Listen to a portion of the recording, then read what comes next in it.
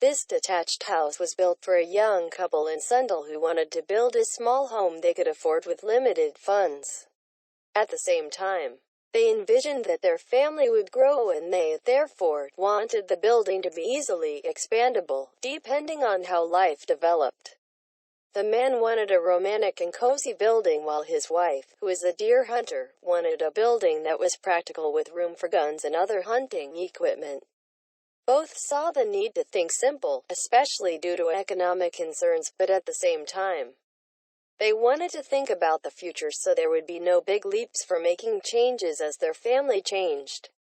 The insulated part of the building has 2 floors, both with an area of 50 square meters. The uninsulated utility space, the outdoor space under the roof, has about twice that area. The former part responds to the need the couple has for living space today, and this area will probably be able to accommodate a family increase of 1 or 2 children. The latter part is the part that has the potential for expansion.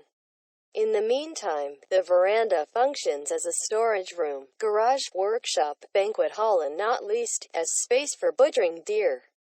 The windows in the insulated section are organized in a traditional way, albeit with a somewhat larger format than usual in such buildings, while the hall veranda has a more industrial and temporary design.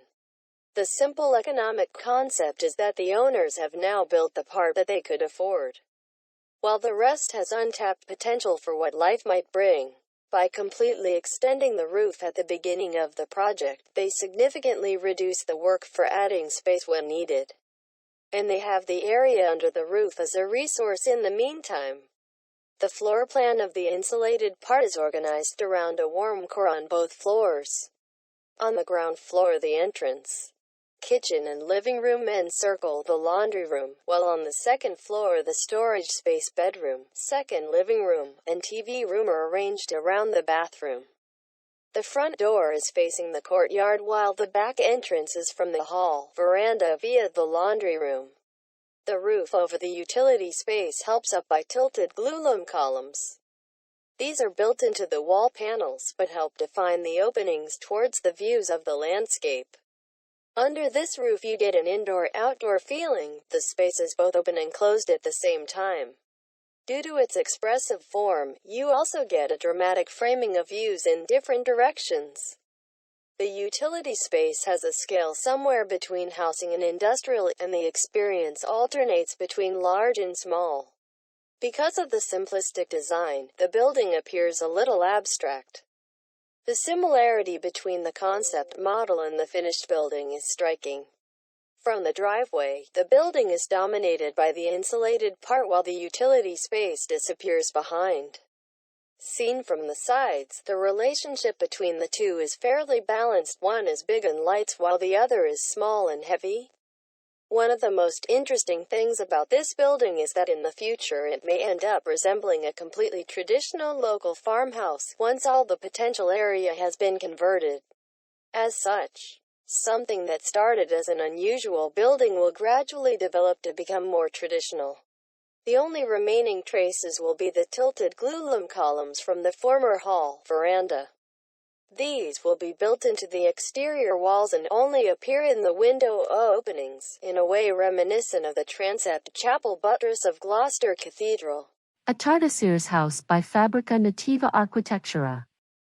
A Tardis House intertwines daily life, nature, and rediscovering opportunities within its context. It is located in the Manabi province, in the rural area of the San Lorenzo de Hipihapa cantonal head on the Ecuadorian coast. The yellow land sector develops between protected and production areas. It has agricultural lots with a minimum area of 1 hectare, and different families have various crops such as coffee, plantains, corn, and cocoa, among others. They also raise animals such as chickens, pigs, etc. These activities coexist with wildlife such as guacaracas, guatosos, armadillos, guantas, tigrillos, and snakes, which are very characteristic of the presence of mountains. In analyzing the context, areas where cana brava, a bamboo used for construction, is produced were identified at a distance of 1 kilometer. The distance from the city's urban boundary to the house is approximately 3 kilometers, which takes about 45 minutes to walk. A strategy is defined that dialogues with the environment, the location's conditions, and its users. 1. Identify available resources for construction such as wood, bamboo, and recycled elements. 2. Work with local labor, understanding construction traditions and contributing to learning new techniques. 3.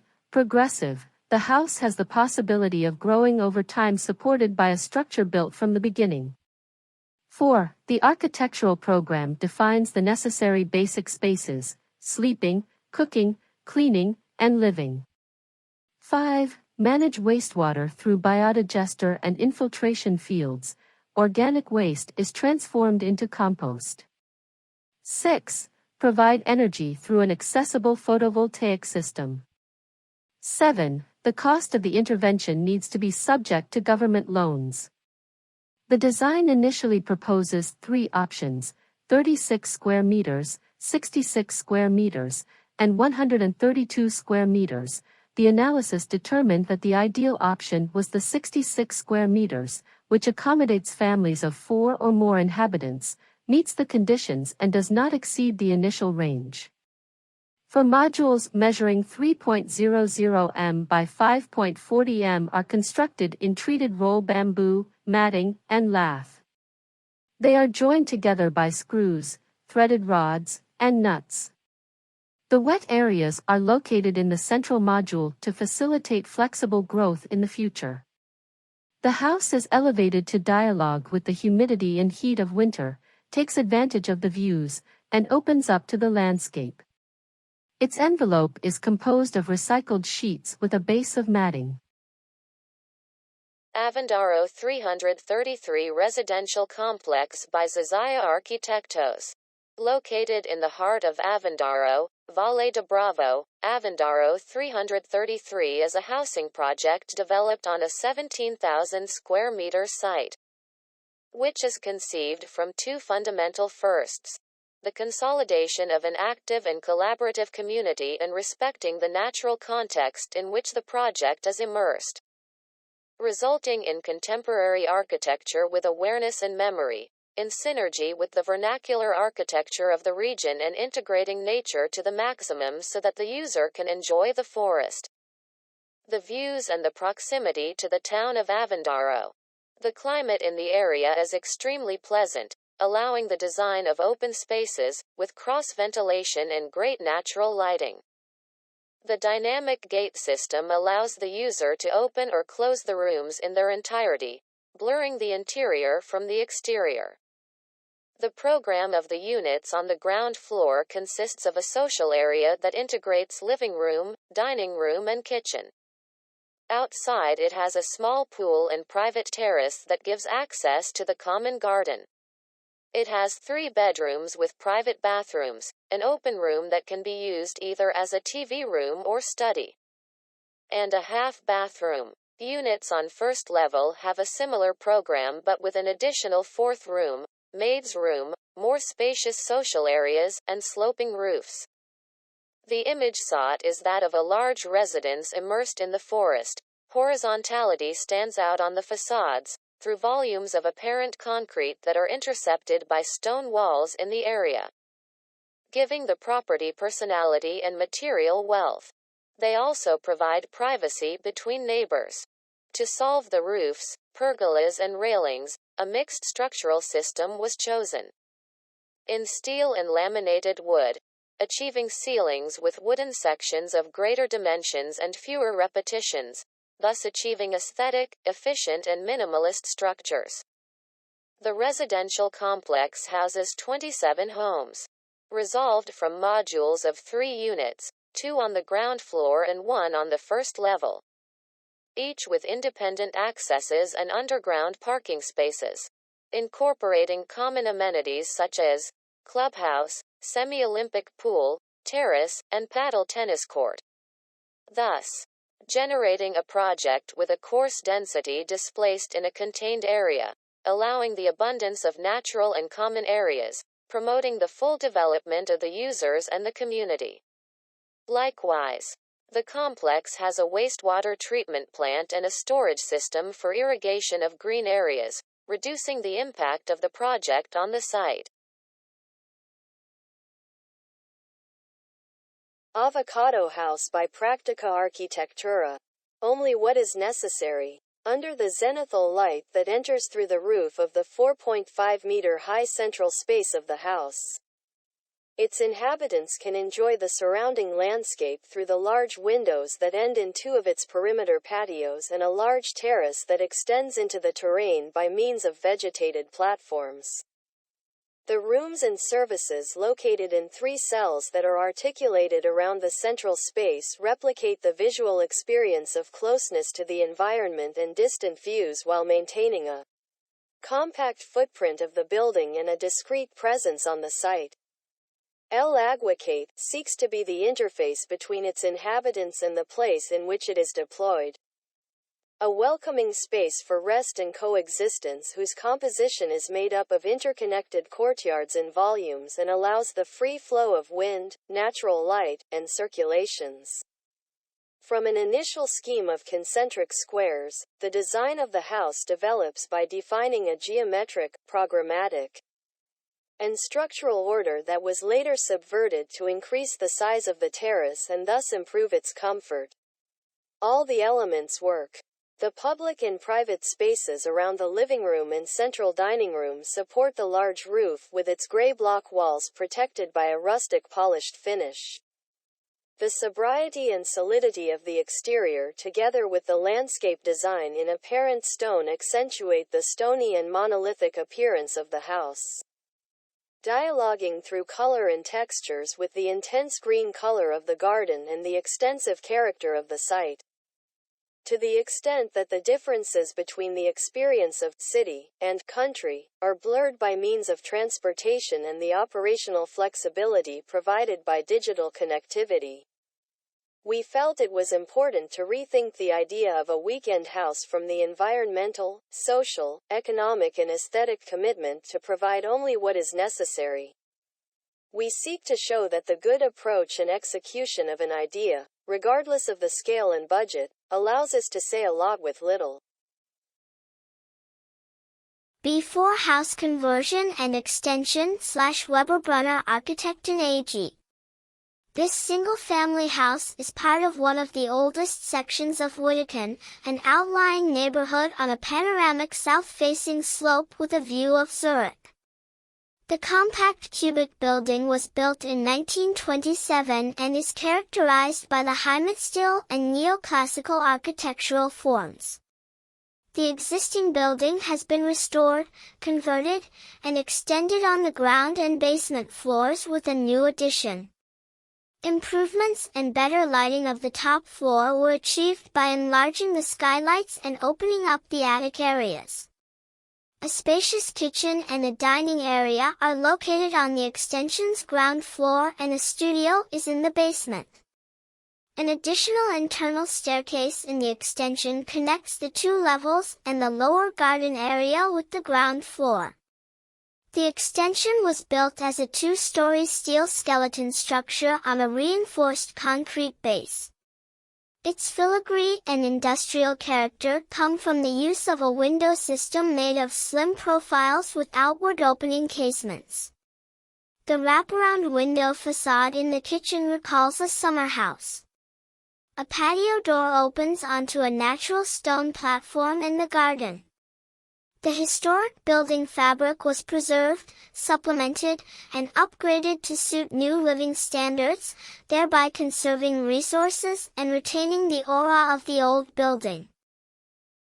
The clients, a couple who spend most of the year sailing on a sailboat through the Mediterranean islands, ask us to design a house in a condominium near a small village of the northeast of Brazil. Their only conditions were that we should stick to the budget and it should be finished in only 10 months, given the limited time granted for design and construction. A simple volume with the rooms is proposed and connected by bridges to an outdoor living area, paved in stone as the traditional Portuguese sidewalks.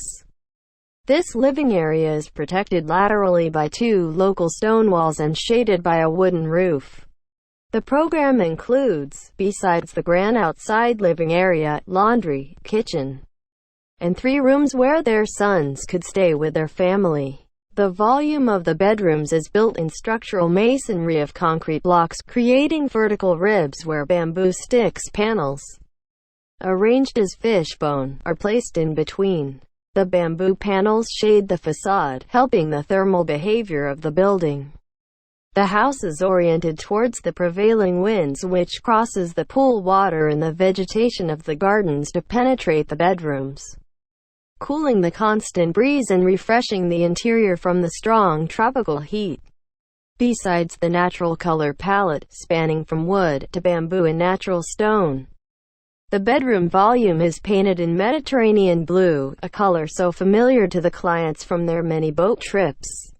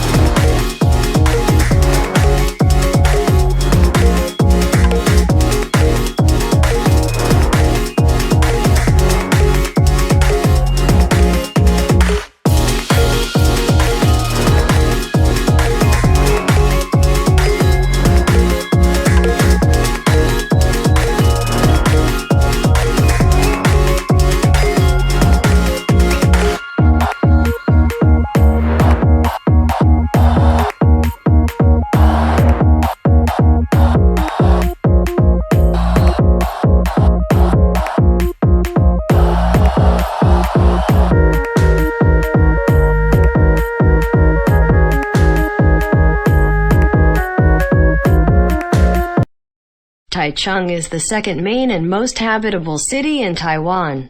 As construction industries build up and change the appearance of the city, they also guide it to continuously move forward with era. Bamboo Pavilion, located in the 4th area of Fengyuan Holuden Park, is an exhibition hall sponsored by Taichung Real Estate Development Association. Since the association is mostly composed by the greatest building construction companies, our main goal was how to combine their pure spirit with flora exposition, including care for physical and mental health, the devotedness in social benefit, and engineering method, with the strength and feature of the green building materials from Taiwan. In accordance with the theme of Taichung World Flora Exposition Formosa Beauty of Taiwan, we get the image from Central Mountain Range, making the outlook of Bamboo Pavilion looks like a seed born from the ground surface, surrounded by water. Indoor and outdoor connect with Mother Nature in a non-resisting way. The perception of the user resembles walking through a bamboo forest, which enhancing the human experience. When raising their head, they could look up to the sky above the forest top. The materials used are all native species from Taiwan. Moso bamboo and Makino bamboo from Nantou and Chiayi is our first choice. Comparing with the space-scale performance of traditional installation in bamboo art, they fully express the tenacity and constitutive property of bamboo in design. By mixing constructional dimension and weaving techniques, it creates a timeless space that reflects consistency. When people enter in the space, they could feel the tranquil atmosphere together with the balance between architecture and nature. At the time of making architecture and building construction, we set for the coming days. Bamboo Pavilion is a metaphor of architecture's footprint, like a seed has been spread and grow, symbolizing our hope and dream of future, offering a more habitable environment to our next generation. Furthermore, to increase the usage of more sustainable building materials harmonized with the environment, and enhance the intimate relationship between human beings and nature.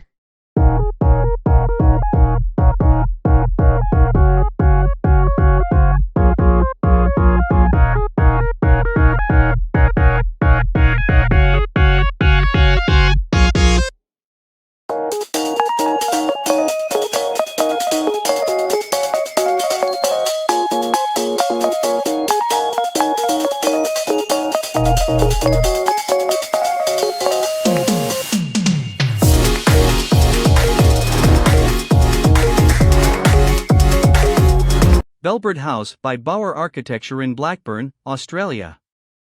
After a long search, our clients Cameron and Nicole found a property in the Belbird area of Blackburn, a classified National Trust area that has been protected against significant development since the 1960s.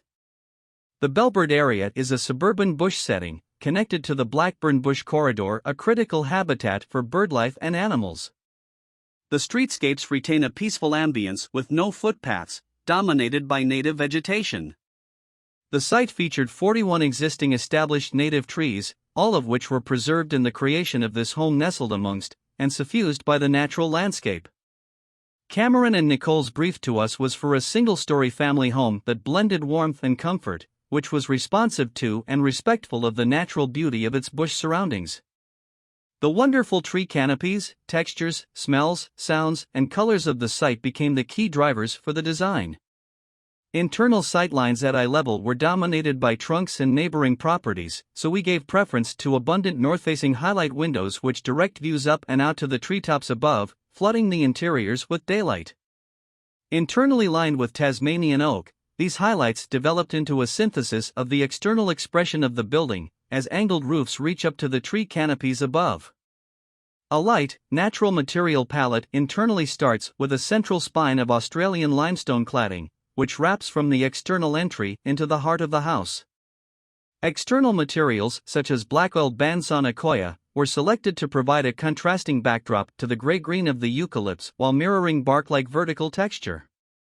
Centered around an open-plan kitchen, dining, and living space that opens up to the landscape at the rear, the house is arranged to meet Cameron and Nicole's brief for spaces to share with their two daughters, and spaces of solitude for all their individual pursuits, music, reading, study. This project is the result of a wonderful collaborative relationship between the architect, builder, and client, each respectful of the other's expertise. The building team treated each detail with craft and care, resulting in a meticulous outcome. Landscape designer Sam Cox created a whimsical and meandering garden featuring an abundance of native grasses. Cameron and Nicole have planted over 1,400 indigenous plants and installed a pond to encourage wildlife back to the site. Belbird House actively preserves this important area of natural habitat within suburbia. It is a house of activity and togetherness, a home where a family can connect with the natural environment and each other. Passive and active design principles are essential to the success of Belbird House, which achieves a 7.1-star NatHERS rating. Passively, north-facing highlight windows flood the interiors with natural light and exhaust. Considered sunshading protection during summer while harnessing winter sun angles, vertical batten screens to the west and east provide protection. Carefully placed smaller south and west windows facilitate cross-flow ventilation. All double glazing is high-performance thermally broken aluminum and a car charger is located in the garage. The home is packed with insulation bats and meticulously sealed. Cladding is sustainably sourced oiled akoya timber, with PFC locally sourced, sustainably managed silver top ash highlights and natural limestone cladding from WA. Internally, PFC Tasmanian oak lines the ceilings and solid recycled timber features in main joinery pieces, celebrating beauty in the reuse of a natural material. Thermal mass principles act via the limestone cladding and insulated concrete slab with hydronic heating to main living areas, while Australian-made 100% wool carpet adds warmth. We acknowledge the Wurundjeri people, traditional custodians of the land upon which this project is sited. Birdhouse by North Arrow Studio in Austin, United States. On a small lot with an existing primary residence, the client of Birdhouse asked for an accessory dwelling unit, ADU, that feels like a typical house, and works with, rather than avoids, the large trees on the site. The project is located in the Chestnut neighborhood in East Austin, an area in transition, largely composed of modest older homes and new construction ADUs. The Birdhouse shares a narrow 5,900 square foot lot with a 1939 single-story bungalow. Surrounding the ADU are 3 large, protected pecan trees. With a tight budget and restrained allowable footprint guiding the design, the home is strategically placed to tiptoe around the pecan trees. The surrounding canopies provide crucial shade from the Texas sun and privacy for the second level. The L-shaped plan creates a courtyard facing one of the trees, resulting in a private outdoor space for the separate living quarters. The first level features a bedroom, bathroom, kitchen, dining, and living room all wrapped around this tree. The second level houses the main suite. Though it's only 900 square feet, spaces are manipulated to make the home feel larger. Upstairs features vaulted ceilings of the double-gabled form. Taking advantage of the lower parts of the ceilings on this level, walls are pushed out to further maximize space. The ground floor bedroom has a sloped ceiling up to 14 feet high for greater volume and lighter, airier space. Every available option was utilized to provide as much square footage as possible under the notoriously difficult Austin Land Development Code. A simple massing and minimal material palette were important in order to keep a tight budget. The double gable form is wrapped in a light, corrugated metal to complement the existing house and provide an accent along the alley. The metal runs up the walls to become the roof material as well. 4 5-foot diameter round windows punctuate each gable and use the surrounding tree canopy for privacy. These create a resemblance to a traditional birdhouse and bring a sense of playfulness to the design. The round window motif is carried throughout the house, with several miniature custom steel circle windows. Strategically selected walls are curved to soften edges and draw you into the spaces. In the courtyard, a curved polycarbonate wall brings light into the hallway and creates a soft, glowing, semi-transparent effect. Interior finishes are simple and restrained apart from a few accent walls that give life to each room. Working within a tight budget and constrained footprint was very helpful in creating a story for the design. The constraints begin to provide guidance and lend opportunities to be creative with traditional materials and spaces in ways that typically wouldn't be considered. With an uncomplicated form and a single exterior material, the Birdhouse is an exercise in simplicity grounded in its site and the client's vision. BTR House by Detached Architects. Located in a street made up of townhouses, the new construction stands precisely at a significant shift in the alignments of the fronts of the buildings between the upper and lower parts of the street. Looking for integration with the existing buildings, the new volume try plays with this misalignment difference and creates a fold in the front facade which compensates for both the depth offsets and the alignments of cornice levels. Inside, the spaces follow one another in a work of sequence in half levels, or rather in quarter levels. Articulated by integrated furniture elements, the differences in floor heights make it possible to organize the living spaces in a very open way. There are very few partitions and the gradual intimacy is created by the gradual ascent of the platforms. This set of levels and openings of spaces is also perceptible on the facade, and the materials have been chosen to take up the expression of the structure of the wood frame construction. At the level of the wooden structure of the construction, the rear facade and most of the front facade are composed of curtain facades and cladding in wood red cedar.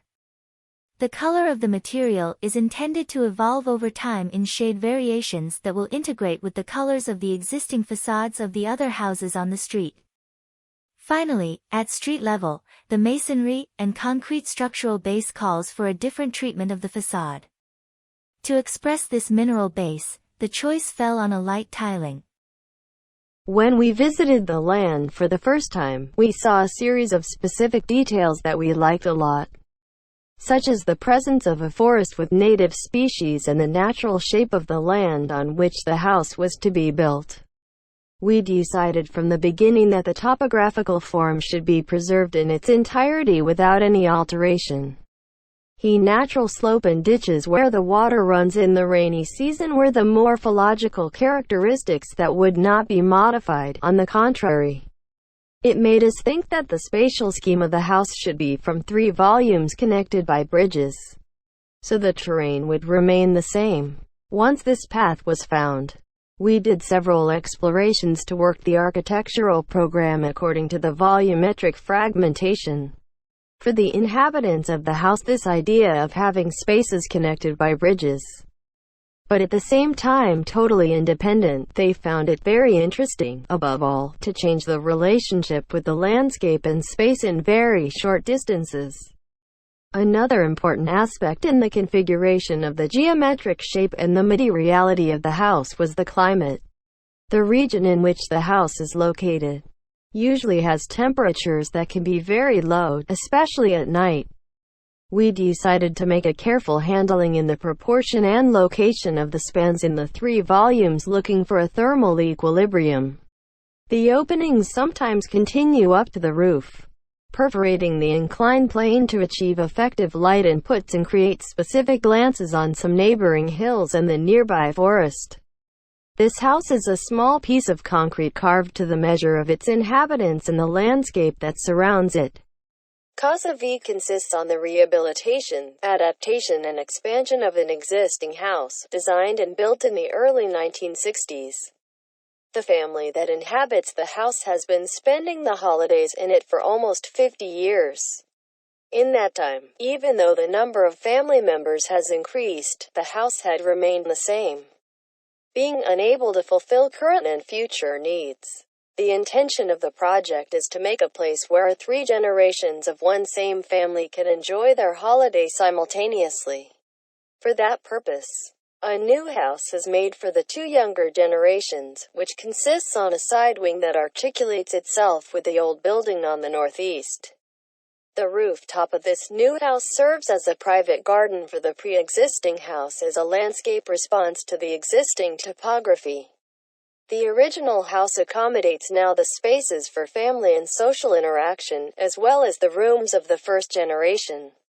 Each family member has its own independence while remaining a part of a single set. A multi-layered wall defined by a single construction detail, which serves both as structure and as thermal and environmental overcoat, meanders in order to embrace the multiplicity of events that occur in the house. Spaces are defined by the unfolding of matter in space-time, which topologically adapts itself to what happens inside. The new house is formalized by the continuous flow of a completely neutral wrap, no edges, no color, no texture, and, within this wrapping, life, action, is the protagonist. Environmental strategies. Adopting an exergy matching strategy. Exergy equals useful energy between energy requirements for use and specific architectural solution. Minimizing maintenance costs and optimizing exergy performance of the building. Thermal insulation is situated on the outside of the external shell, together with an element that provides thermal inertia mass inside. In the case of the intensive gardening intensive system, that not only integrates the building in the existing ecosystems, but gives the building a large additional insulation, both thermal and acoustic, to the additional thermal inertia provided by the slab concrete. The building incorporates a natural heating system inside the window corona, but reinterpreting the vernacular glass colonnade, varying the opening position, and thus receiving a greater number of hours of solar incidence, which allows natural warming by greenhouse effect that in this geographical location is an optimal energy sustainability inherent architecture corona. The house also has a solar heating system vacuum tube, which considerably reduces the use of conventional fuel. Cactical House by Zero Studio Arquitectura. Casa Cactical is located on a unique site on the coast of Nayarit, Mexico. Its design was conceived under a simple and elegant linear plan, with 2 solid forms connected by a bridge that acts by itself as a link between both volumes with the help of a brick lattice. The client's request for a specific program helped us divide the public areas between the ground level and the private areas on the second level.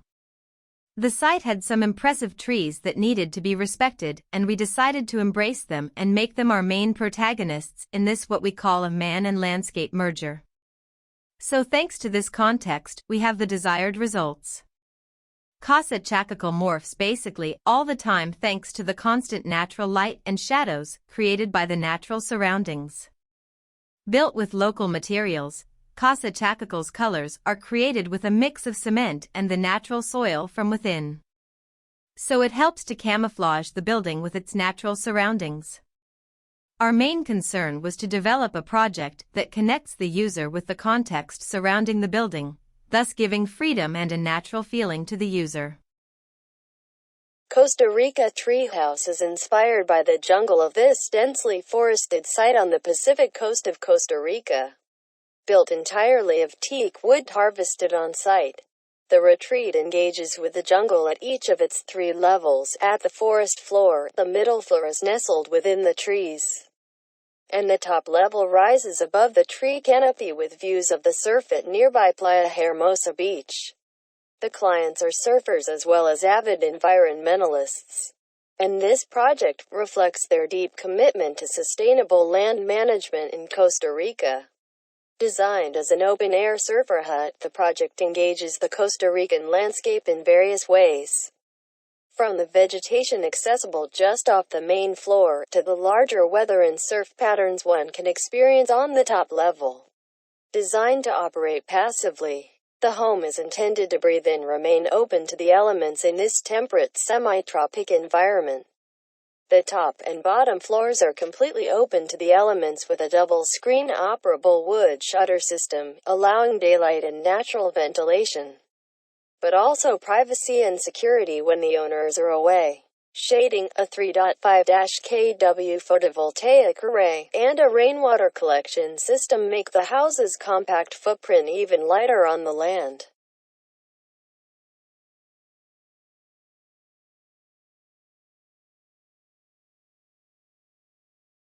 Countryside House Zafra de Zancara by Canabardan. The traditional ways of the area, the surroundings, and the techniques available are the main conditions that bring the project to its result. This entirely new house is located on a farm in the region of La Mancha Alta Conquense, in Zafra de Zancara. This farm of cultivated fields is a radical landscape of agricultural plots, spotted with isolated trees. In the north area of the house, we find the access road marked with a row of almond trees.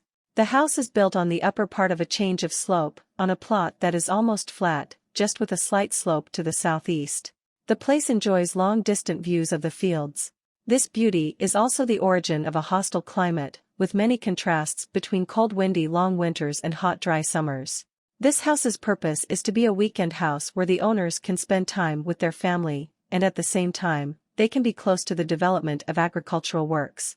The fact that there wasn't an electrical supply and that it had to be heated really fast due to the times being uninhabited, they are all starting points in the design of the project.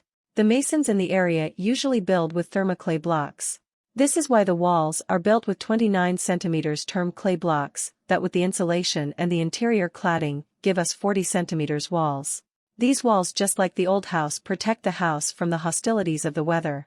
The windows are small, just 50 by 50 centimeters, and frame the fields just like beautiful pictures. These walls and small windows make you feel like a sheltered rabbit in its hole. The water needed for the house is obtained from a nearby well, and due to the absence of an electricity supply, the water pumping is carried out by a magnificent solar photovoltaic installation which also supplies the house with electricity. This means the owners can enjoy how the seasons pass by and contemplate how the crops change throughout the year in a 100% self-sufficient manner and without depending on any external supply. The heating of the house is provided by a biomass boiler which, together with the good insulation of the house, means that in just a few hours the house is warmed up and ready to be lived in, even on the coldest days of the cold winters in Cuenca. The house is articulated in 2 volumes, to give privacy to the rooms and between a set of walls that generate pleasant living areas. These walls sometimes serve to protect us from the icy north winds, other times to adapt the house to the topography or to hide the solar panels that supply electricity and water to the house. This, together with the use of roof tiles recovered from demolition in the area and the good work of Julian, the bricklayer who built the house, made that those who have seen the house do not believe that it is a new construction and tell us that it looks like the rehabilitation of existing construction, which for us is the best thing they can say about the project. Cuckoo House. The Cuckoo House is a house for 4 people, parents and 2 kids, combining with a coffee shop located in Da Nang, Vietnam and designed by Tropical Space in 2018. The project is built by the local clay brick, which brings a familiar feeling to the user and has the architectural shape reminding about the cuckoo clock. The Cuckoo House includes 3 blocks which is connected by the buffer layers. These blocks place on another rectangular block which is function as a base. This base block is the coffee shop with the garden as outdoor area and the indoor space. 3 blocks above are separated functional spaces of the house and linked by the buffer layers which is unfully covered. Block A is the master bedroom including 2 floors. The upper floor is the bedroom and the other one is bathroom and walk-in closet. Block B also has 2 floors. The upper floor is the kids' bedroom and the below is the living room. Block C accommodates the kitchen and dining table. Like a habit, most of people's daily activities usually take place in functional spaces. Tropical space detaches walls which are used to define the place and offer the buffer space to urge people leave their rooms and join together. These buffer layers can be used flexibly, connecting the indoor and the outdoor of the house, which could make the family activities could be both private and open. Meanwhile, it allows the breeze go through all corners of the house and make it chill in the tropical summer.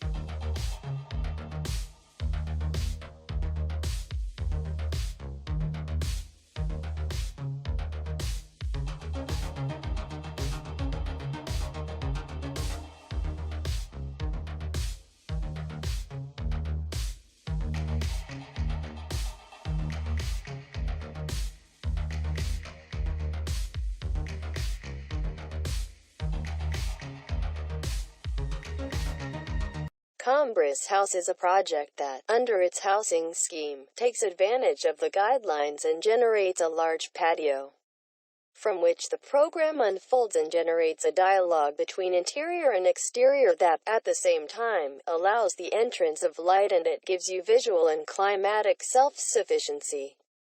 Carrying out the house included an excavation and an important earth removal, for which this natural resource was used to make blocks of compressed earth on the site. This solution, in addition to reducing the ecological footprint, gives it ownership, and ownership defined by the site and not by the architect. From the outside, the project is a group of extruded blocks that allude to the hermeticism and the massiveness of the matter, while inside, there is an openness and lightness of these elements in a free plant. The earth is the unifying material of the project.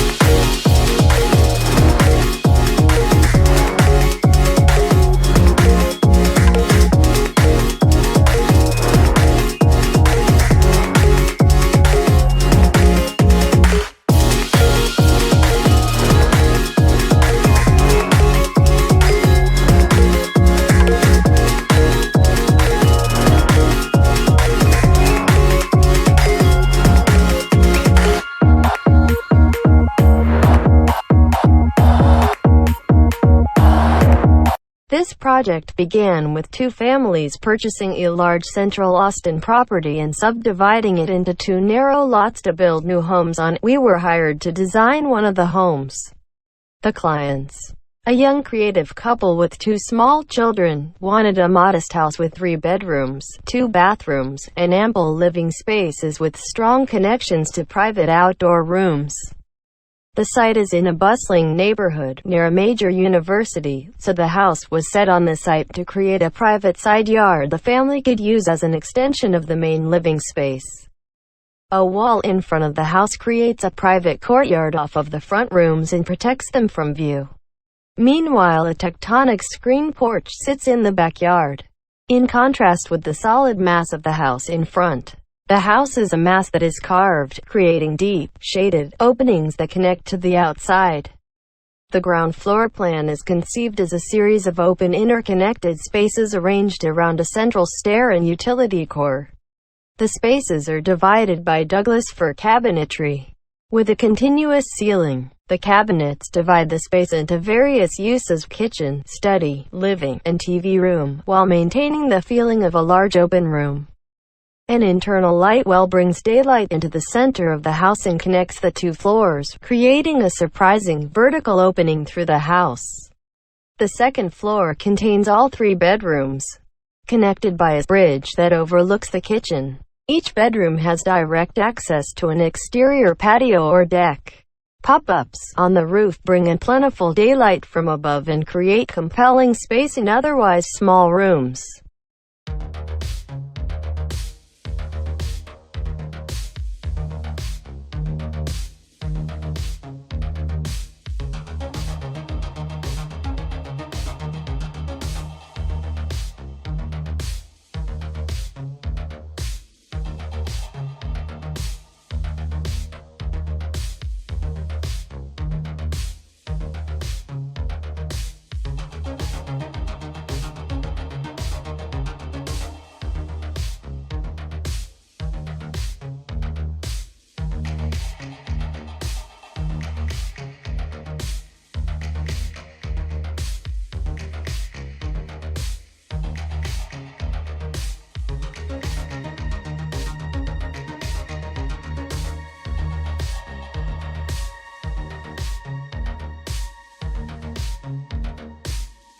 Des Forges Residence by Bourgeois and Lechasseur Architects. This project reflects a powerful creative vision that respects the cultural heritage of the Boulevard des Forges area and its physical constraints. Inspired by a narrative that calls on nature and culture, in which tales and legends have been fed by the surrounding natural setting that follows the meandering St. Maurice River, the project itself becomes a work of art articulated around the site's own attributes. If the master founder was the orchestral conductor of operations at Les Forges, the architect is the craftsman blacksmith of the residence.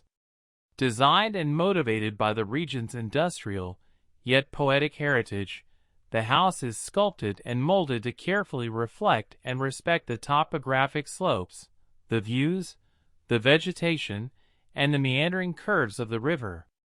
Access via 265-meter-long private driveway along Des Forges Boulevard. The black, unusual shape of the residence gradually reveals itself through the immense pines. As you approach, the vision grows clearer. Residence des Forges emerges, entering from the lower floor on the forest side. Located at a height of 55 m on the edge of the cliff's erosion zone, the upper floor of the house rises from the ground and follows the curves of the St. Maurice River. The area presents several challenges, particularly in respect to municipal regulations, but also in terms of the steep slope that characterizes the site's topography. Siting restrictions limit the construction of buildings near the cliff.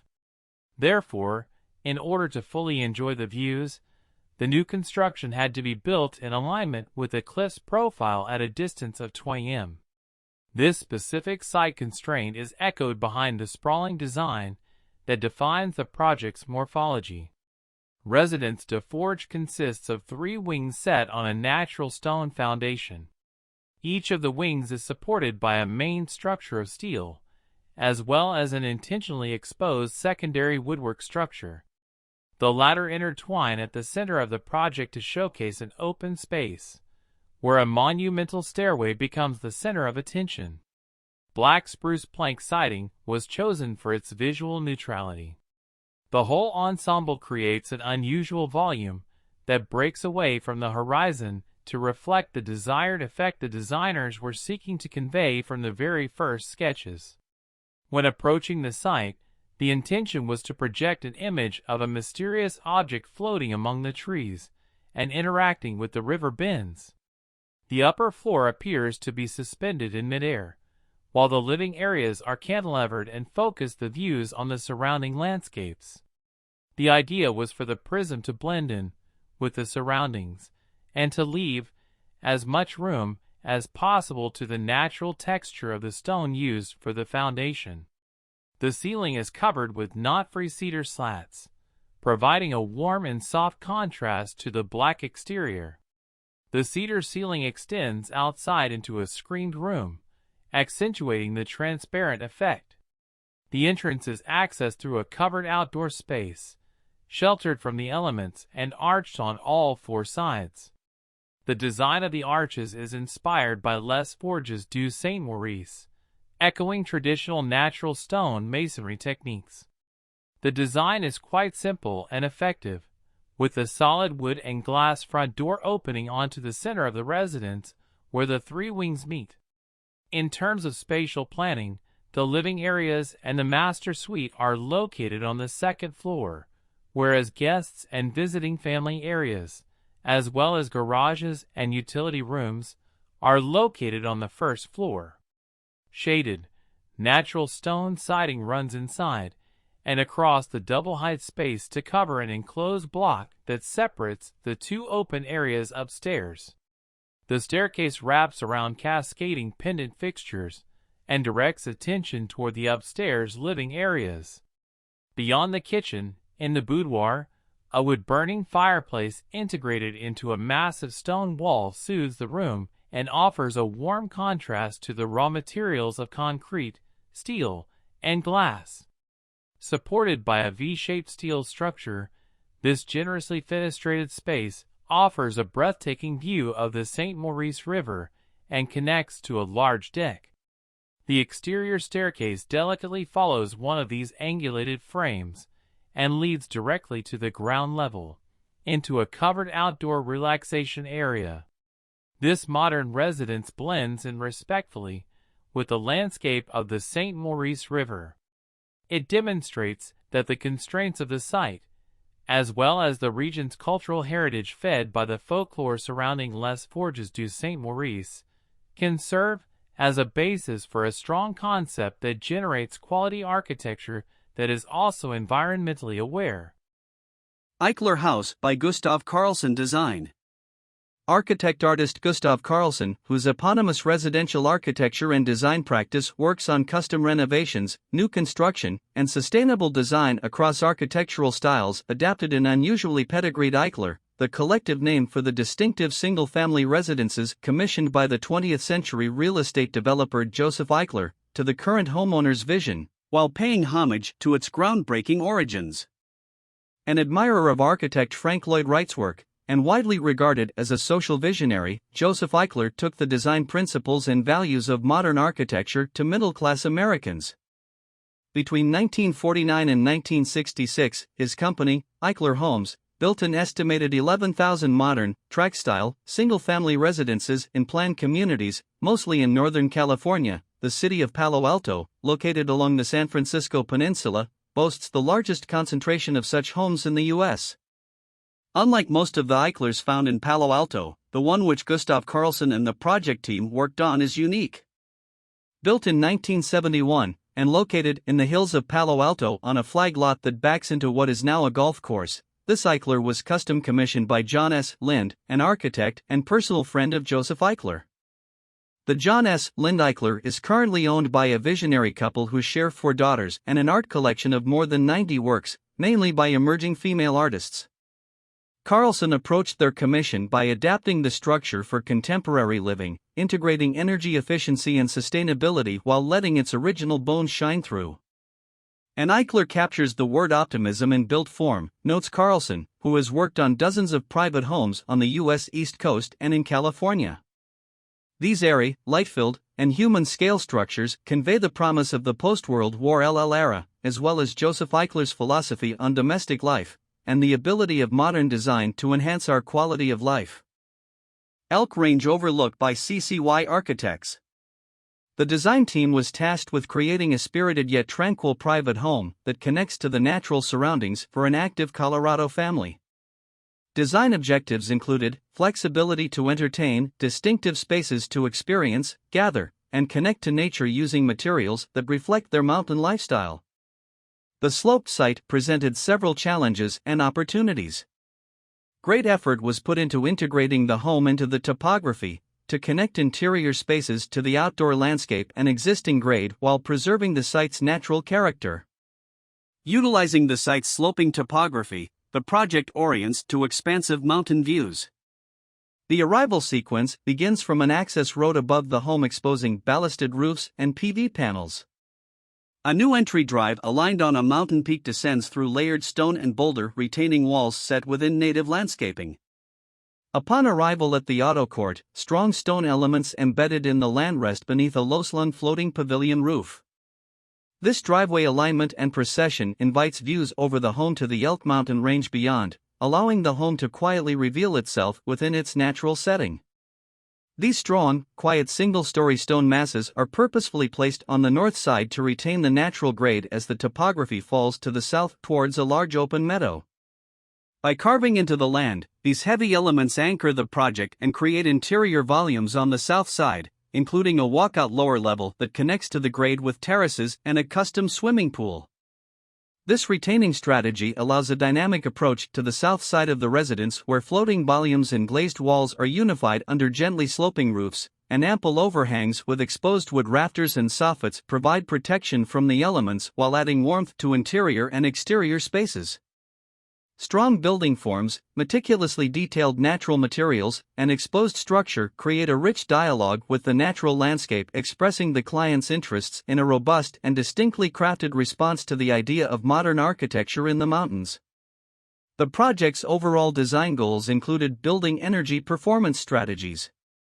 Active strategies include a roof-mounted 29 kilowatt solar photovoltaic and battery storage system providing efficient renewable energy.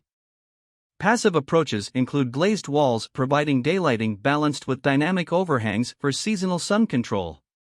Sun is blocked during summer months and utilized in colder months, heating concrete in the floors and maintaining a warmer interior temperature. Materials were chosen with an eye for sustainability and wellness. Farm-raised Port Orford cedar was chosen for its aesthetic qualities, structural characteristics, and high durability. These traits allowed its use in many applications, creating a strong, crafted, and warm character. The concept of wellness is strengthened by interconnected water features providing visible and audible tranquility to gathering spaces inside and outside. These water elements flow through the landscape to multiple outdoor terraces set within native aspen trees, further connecting to nature. There was nothing remarkable about the brief, full of common needs in this market such as more living space, an extra bedroom, a nicer master suite, better connection to the exterior zone, somewhere to work from, etc. The magic happened when the clients embraced their own journey and accepted that in simplicity, they would find their most exceptional outcome. That is, investing their emotions and hard-saved dollars into something a little bit more considered, they would achieve the home that would bring a smile to their faces daily. The brief made mention of two other important design clues. One, respecting the context and the neighbors with whom they had lived beside and shared the good times over the years, and two, retaining the worthwhile fabric of the existing dwelling. Simple ideas, but generous in their ultimate influence of the design approach and therefore the form of the finished home. Intuition told us impact to the neighbors could be overcome by not increasing the parameters of the existing form. We also knew the existing home had good bones, just a clumsy layout. So we gave it the love it needed and embraced a more simple approach to circulating from front to back, extruding the section of the existing home but deleting everything between. To create an open living zone was conceived and embraced by a collaborative design team. The rear facade was completely glazed such that the new living zone is visually as big as the view to the back fence. Architecture and design is an industry of problem solving. The Extruded House was a collection of minds all working together to focus on the quality of the solution, not the quantity. The project did not add lots of square meters. It just made more sense of the existing ones. Now a generous volume sits atop a modest footprint, yet without burdening the sight or the context, and the emphasis was put into the finished product. The form of the extruded shape was constructed in off-form concrete, challenging the yardstick of fabrics belonging to the Federation home, yet offering a calm contrast to its historical embellishments. A strong dialogue was created between the two forms by virtue of their sharing of shape, but their materiality serves to remind us of their respective moment in time. With this in mind, sight lines exist between the forms of the old and the new. And apart from connecting the interiors to the luscious landscape of the rear yard, they remind the owners of where they are now and where they have come from. Within the new concrete shell sits a timber-clad wall, being the trace of the old home as it stood at the rear of the block, where the old roof changed shape. An opportunity arose to incorporate highlight glazing, providing southern light with a view to the existing roof. Being solid concrete construction, with wall cavities, the shell of the home provides instant thermal mass. The black fin at the rear elevation controls the direct sunlight such that lower winter sun is controlled and harnessed by the thermal mass of the concrete floor. The higher summer sun is repelled from the interior such that no direct heat gain occurs on the hotter days. The double height space of the new living zone is exhausted via a solar ventilator incorporated behind a bespoke timber grill. Rainwater is harnessed and recycled for use in the gardens.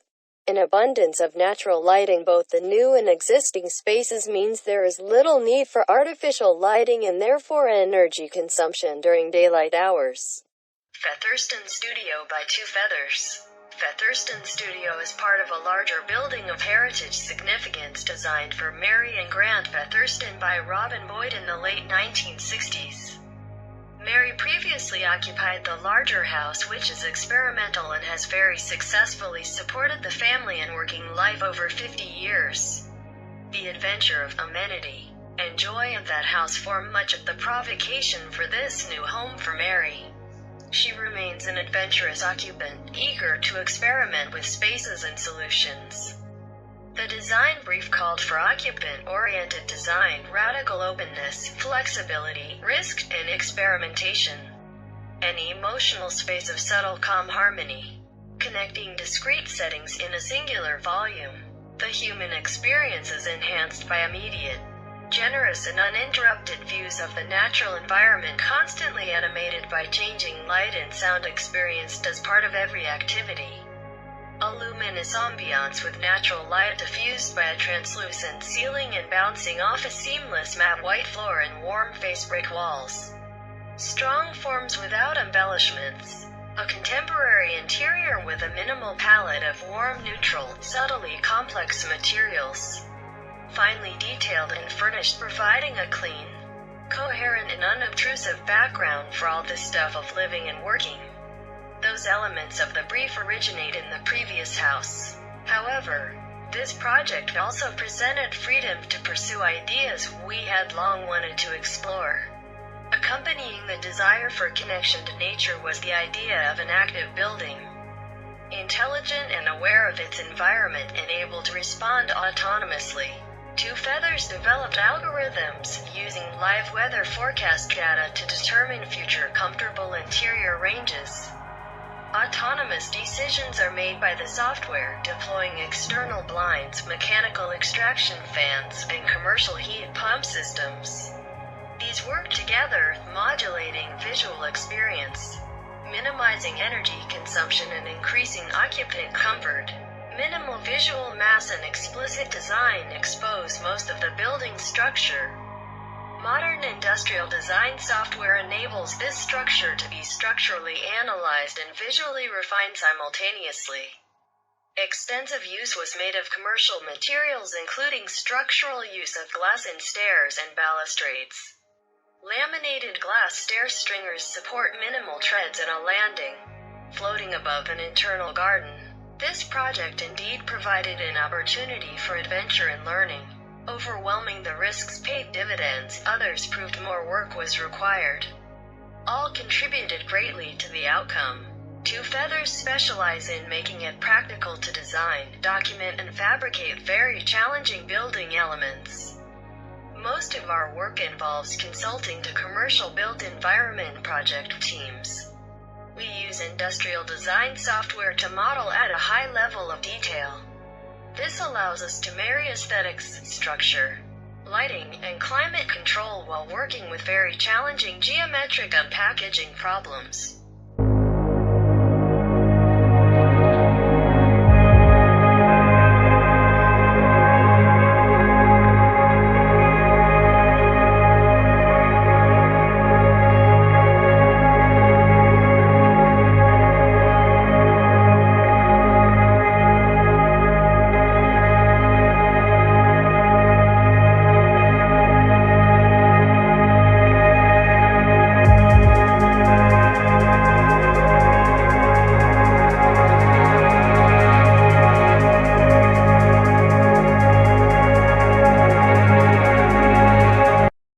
Among towering trees of Fish Creek sits a small, off-the-grid holiday home that eschews cliches of traditional beachside escapes, a sustainable haven where land meets the sea.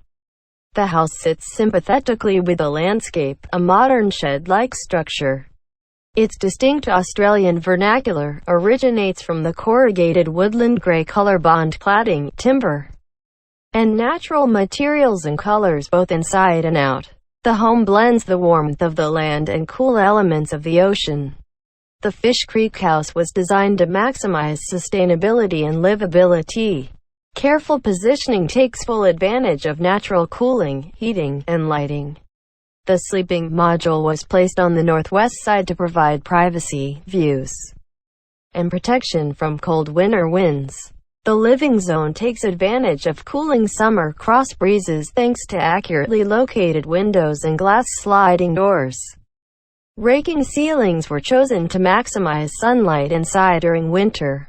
A pergola and awnings help protect from the summer sun, keeping the living area cool. Carbon-neutral materials were selected throughout, providing health benefits to residents and have impact lightly on the environment. This home pushes limits of eco-luxe on a budget. By using carefully selected finishes and considered design, the metallic chimney is stylish while acting as the main heating source for the home. The Master Suite's addition of a skylight lets in natural light, reducing the need for artificial lighting and offers stargazing at night.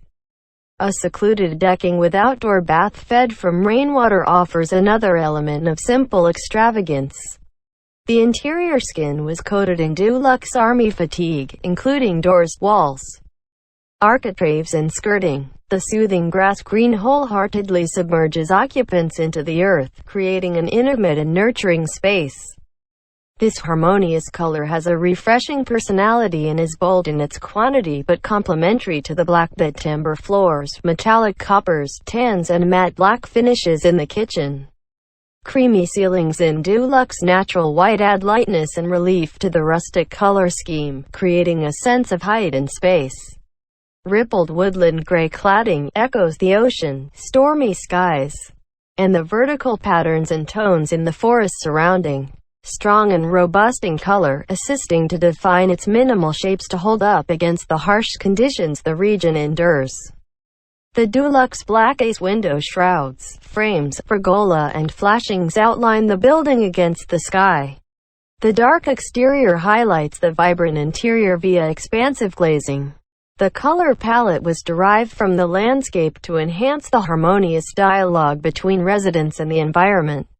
Designed to be a sanctuary, to reduce stress, encourage creativity and clarity, while energizing the occupants to grow with a modular refuge. The native scheme respects the origins of the land, mirroring its habitat and inspiring well-being through the use of masculine tones externally and warm, calming shades internally. Starting from the memory of the client's past in the birthplace of the owner in Central Java, clients wanted us to design a house that seems humble and warm. Clients and architects agreed to use brick as the main material of the Flick house because it seemed to have a humble and warm philosophy. According to the owner, the brick has the power to make a big house welcoming. Starting with the main material, then the architect chose green architecture as the main concept to be applied in the flick house. The green architecture concept means that the entrance of air and light can be maximized very well.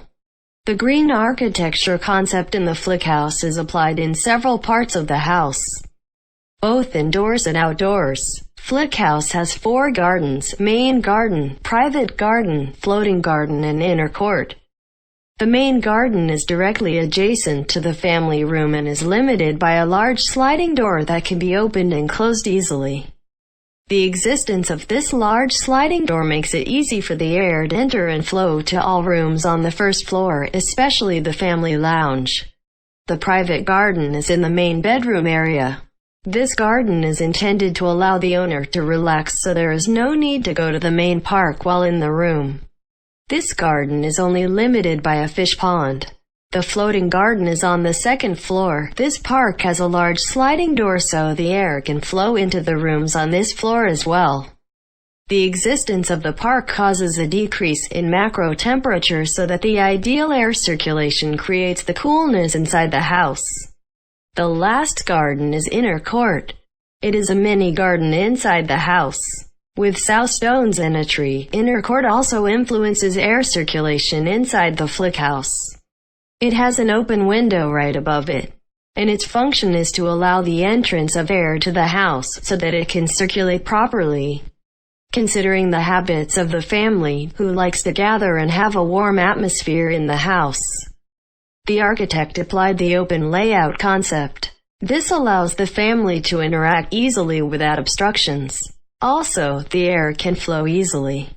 Open layout in flick house is also applied with the use of a large sliding door so maximal light can enter easily and allows low energy consumption. Fish ponds are not only for decoration, but also carry important functions, reducing the temperature caused by direct sunlight on the terrace area. Besides applying the green architecture concept, flick house also has quite unique architectural and interior details. Some parts of the walls even seem to be floating. On the first floor, bathrooms are hidden behind the mirrored closet. And on the second floor, the bathroom has a semi-outdoor concept so that if the curtain is opened, it can be seen from the outside. Flick house also applies secondary skin, which serves as a buffering of sunlight so that the heat of the sun does not go directly into the house. Skylight stair is also created in the flick house. Reduce the use of artificial lighting during the day. The use of striped light further adds to the coziness and warmth on the flick house. The property is approached from the north, down a steep bank. The house is nestled into the hillside and appears as a single-story flint building echoing the dimen walls common in the local area. Visitors are guided down a tree-lined road to a lower entrance courtyard where the building rises to 2 stories. The house is arranged in a series of staggered volumes, which are conceived of as an entrance to the landscape. The spaces frame the 3 key views: the meadows, the lakes, and the gardens. In the center is the top-lit double-height kitchen, around which the daily life of the family revolves. The main staircase is lined in Purbeck stone with cantilevered precast concrete treads. The upstairs circulation spaces overlook the kitchen and pool below and also open out to accommodate the library, reading room, and play space, which are articulated by lanterns to allow clear story light into the space. The oak-lined bedrooms enjoy panoramic views across the site and include full-height shutters with external louvers, allowing the space to be fully opened up to the landscape and also providing natural ventilation. The materials have been chosen to relate to the surrounding context and include coursed flint, Purbeck stone, and precast concrete. Timber windows and cladding are made from oak, which is untreated and will gradually weather to a silver gray to match the color of the stone and flint. The structure is a combination of steel and concrete frame with visual oak joists providing support to the upper floor and roof slab. The house includes ground source heating technology, PV panels, and high levels of thermal insulation.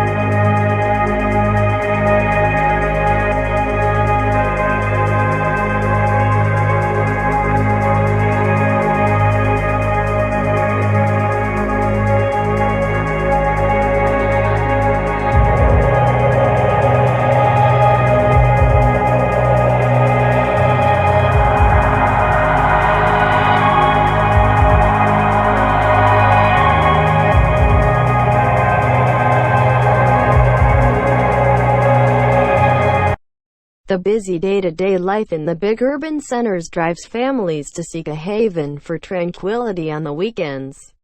Luckily, the land chosen within a farm in the interior of Sao Paulo concentrated a series of positive aspects for the design of the project: views, large land, a good solar orientation, generous setbacks, high soil permeability, absence of currency walls.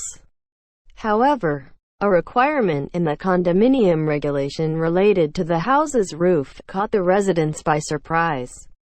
The references of the couple who had just returned from vacation in a winery with contemporary architecture and influenced by one of our recently published projects referred to a house with volumetry that hid the roofs, but the condominium regulation did not allow the use of flat slabs or inlaid roof.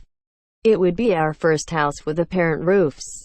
The required needs program and the land size had exactly the proportion of what we believe to be ideal for a one-store house with plenty of open space for outdoor living. Casa V came up as a pavilion installation consisting of 3 volumes, 2 parallels, with an ASW orientation and a third perpendicular connecting with NWSE orientation, as an H. The idea was based on the desire to have the central leisure area in the other spaces of the house, and with the proposed implantation, we were able to create 2 outdoor living areas. A main one with a deck and a swimming pool, and a secondary area with a spa, a water mirror and a bonfire, separated by the perpendicular volume and visually connected by the transparency of the sliding glass doors. The pavilion of the main facade receives basically the distribution of the service area and the garage, and is also where the social access of the house happens. A glass door on the main facade reveals the entrance hall, where a stone wall in the background can be seen, as well as the wooden panels on the sides, which conceal a cellar and a cloakroom for visitors. The central pavilion, glazed on both sides, concentrates a huge social area with dining room and a large living room with fireplace, providing a feeling of full insertion to the leisure area of the house. Lastly, the third pavilion concentrates the most intimate wing with 4 suites and a TV room. The external balcony, common to all rooms, allows a more direct circulation to the rooms of the house, since it eliminates the need to transit through the internal corridor, which makes the circulation more dynamic and the house more integrated to the leisure. The flat distribution of the house gives to all the environments a sense of continuity beyond the constructed limit, since all have direct visual relation through glazed sliding doors with more than 1,150 square meters of free land. The high level of permeability of the soil, in the order of 60%, guaranteed a generous area for the landscaping design that embraces the house by the front, side and back indents, and advanced through the deconstructed central core. The simple volumetry and lightness of the gable roof in all 3 blocks of the house was strengthened by the decision to bury the volume of the water tank underneath the pool deck. This intention ended up contributing significantly to the harmony of the architectural complex and to the desired aspect of the country house, which was further reinforced by the use of natural materials such as the stone wall and the use of the wood in the panels, the doors, frames, wood-lined ceilings and the facade. House at the Sea number 78 by Guerrero Arquitectos. Overview: the objective of this project was to design a modern, minimalist house that is made of concrete and glass, and offers stunning views of the sea. The house has already been built. Site: the house is located on the coast of Argentina, and has an area of approximately 2,600 square meters. It is situated on a slightly elevated platform to ensure uninterrupted views of the sea. The house has a minimalist design and is made primarily of concrete and glass. The house has a large open-plan living area that includes a kitchen, dining area, and a living room. The living area has direct access to an outdoor terrace that offers stunning views of the sea. The house has 5 bedrooms, all of which have en-suite bathrooms and walk-in closets. The house has 2 swimming pools that are integrated into the design and offer views of the sea. The house has a garage with space for 3 cars. The interior design of the house should complement its minimalist design and focus on functionality and comfort. The furniture and finishes should be modern and high quality. The color scheme should be neutral, with accents of blue to reflect the colors of the sea. The living area should have comfortable seating and entertainment options. The bedrooms should be designed to promote relaxation and offer stunning views of the sea. The bathrooms should have modern fixtures and finishes. This house stands in a new residential district in the mountains, which was put up for sale in the 1990s. The region has a slightly cool and wet climate. When looking at the other houses in the vicinity, you can see that many of them feature lean-to sheds, designed as small sunrooms, made by enclosing a back entrance or veranda with corrugated polycarbonate panels.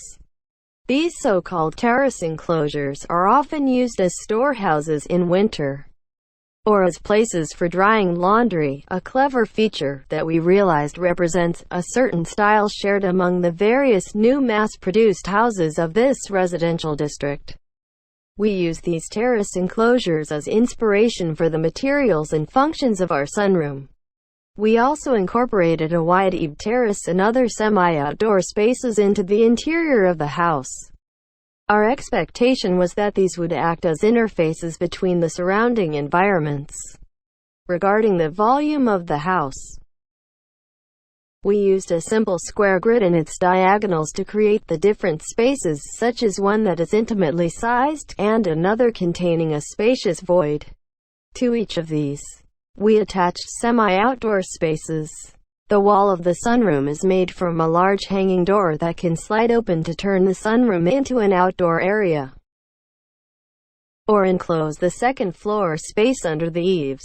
On the south side of the site, we followed the example of the neighborhood's lean-to sheds and created an alcove and storage space around the house, centered on the site. The house was designed to serve leisure so that the owners could comfortably welcome their guests. Large windows allows a nice view into the existing vegetation and decrease the need for artificial lighting. The straight lines and well-defined volumes use natural materials, such as stone and wood, to generate a dialogue with the context. A plot with great slope provided the creation of wide levels of coexistence, integrated visually and spatially. The setbacks influenced the creation of inclined volumes, without compromising the functionality of the spaces. The main materials were steel, wood, stone and glass. The interior design took into account the use of existing materials in the architecture, with well-defined lines, allowing the composition to be timeless.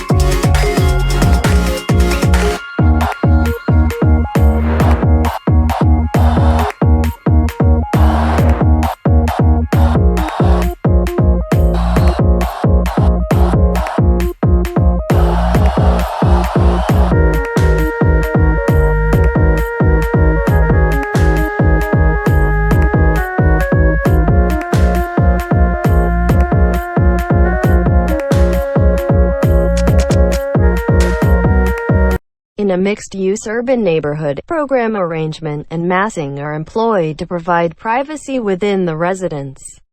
The garage, owner entry, and guest suite are lowered to create separation from the main living spaces and buffer an adjacent commercial parking lot to the south. Upper-level bedrooms and a vertical kitchen cabinetry wall split along an entry axis, yielding a double-height living volume with backyard views. Skylights enrich the tall space and highlight the wrapping catwalk, while solid walls screen an adjacent residence to the north.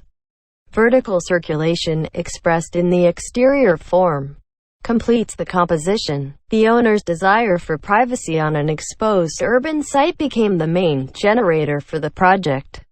The strategic placement of a garage, guest suite, and owner entry not only buffers the adjacent parking lot but also creates a quiet threshold from the outside world.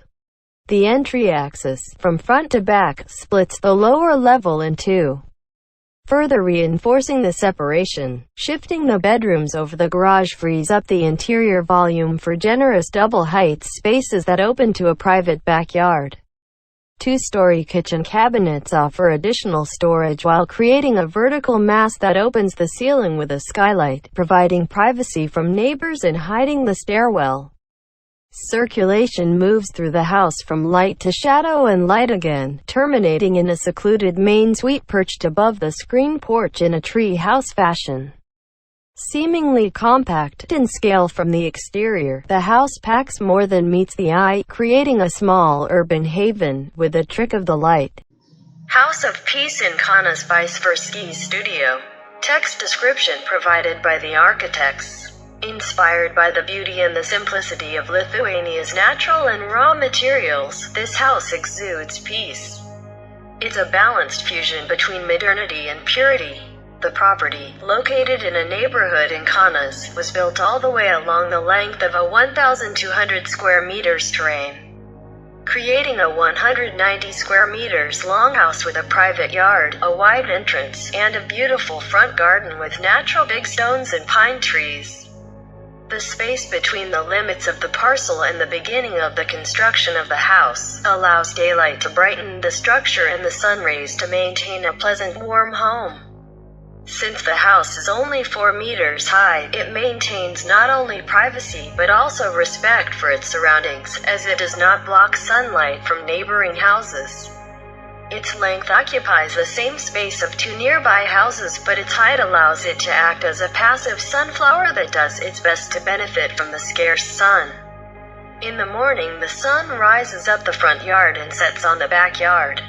The large openings are carefully positioned in order to take advantage of as much light as possible. The main materials used for the construction were fiber cement blocks as the foundations of the design, as well as oak, steel, aluminum, and glass. The common areas such as the kitchen, the main chimney, and the living room combine in the center, while the master bedroom and the other 2 bedrooms are located at the left end of the house, and, at the other end, the garage assures up to 2 vehicles. The arrangement on this large single-floor house produces a river-like movement, allowing residents to easily travel across different scenarios. A 3rd room gives the house the right complement to a family environment. The divisions allow a family to meet and connect through the different spaces of this concrete oasis. The house was designed as if the structural work would have existed for some time and the interior outfitting come only now. The thereby rows in between rooms give the house its openness. The building site is overgrown with natural wooded undergrowth on a steeply inclined hillside with a wide prospect over the flat valley of the River Rhine as far as Ball. In earlier times, grapevines were cultivated on the sun-facing hillside. The client's wish is for an affordable house with small rooms, but which nevertheless interact with the unspoiled countryside via large windows. Based on this topography, 2 terracing walls that simultaneously create a tamed territory form the basic structure of the house and anchor it in the hillside. The lower wall creates a courtyard in front of the house, a large opening in it leads to the garage and the workshop. Following line of the hillside around the terracing walls, one comes to the upper entrance and bedroom story. At this point, the second terracing wall creates a space for the entrance area, leading into the house beneath the cantilevered roof and creating a line of sight out through the other side back out into the countryside. This wall runs through the entire house, constituting its backbone. Ancillary rooms, such as the wardrobe and changing room, are arranged behind the untreated exposed concrete wall on the hillside. Bedrooms and the bathroom are arranged out towards the valley, separated by light pine chipboard walls. Concrete steps inserted into the wall lead up to the open-plan living and dining room above. A terrace juts out in front of this story, whilst the same wall forms the back that stabilizes the open-plan space.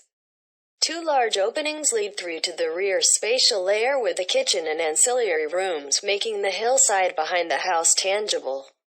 The varying projections of the story ceilings form terraces and protruding roofs, creating specific exterior spaces as counterparts to each interior space. This effect molds the character of the interior spaces via the large windows. For instance, the rooms facing the hillside and the undergrowth are shaded, cool, and somewhat introverted, while the counterpoised rooms facing the valley almost become lodgy as when the windows are opened. Linen curtains and horizontal slat blinds allow the degree of light permeability to be controlled. The large protruding roofs prevent an overexposure to sunlight in summer, whilst in winter the low-lying sun warms the heat-retentive concrete. The structural walls and roofs are made of untreated exposed concrete. In those places where the rooms are attached, the exterior concrete walls are treated with mineral insulation and rendered with a smooth clay plaster. This insulating layer is externally legible at the framework widenings of the oiled pinewood window frames. The interior walls remain in exposed concrete, whilst the floors are likewise in exposed cement screed. Non-load-bearing walls, doors, and cupboards are made of inexpensive pine chipboard. The railings are composed of thin, rolled stainless steel sections welded together.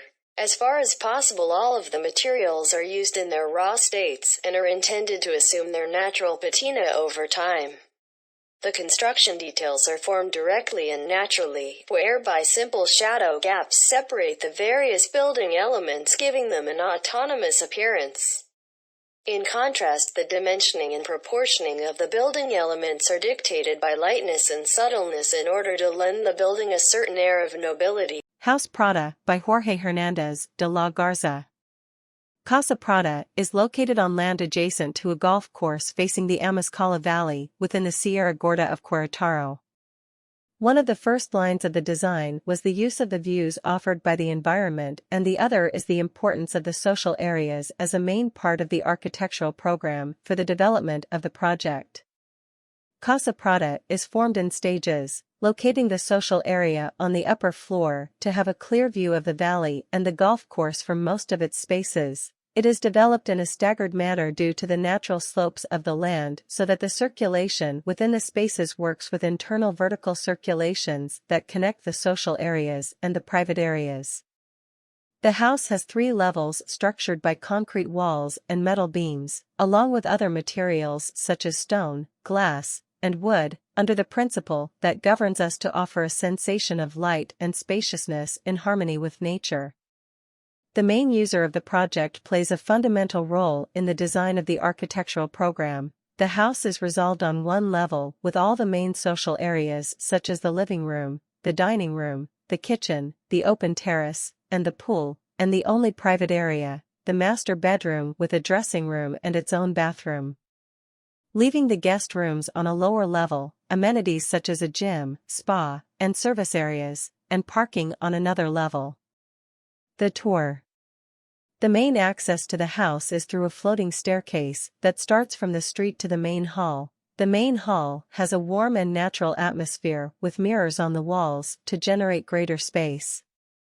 Said vestibule is a key articulator in the house since it connects horizontally and vertically with different areas. The first area is the social one: living room, dining room, kitchen, open terrace, and pool.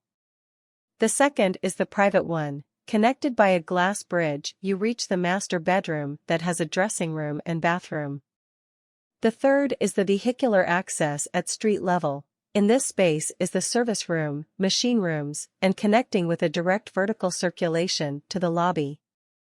Finally, it connects with a more intimate lobby, half a level below street level, leading to the guest rooms, gym, study, and spa. House Trapenses, by Rodrigo de la Cerda Arquitecto.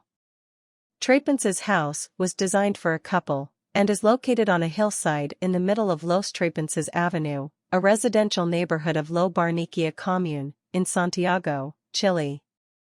Part of the commission and challenge was to close off as much as possible from the avenue to reduce noise and provide privacy inside. And on the other hand, work on the pronounced slope.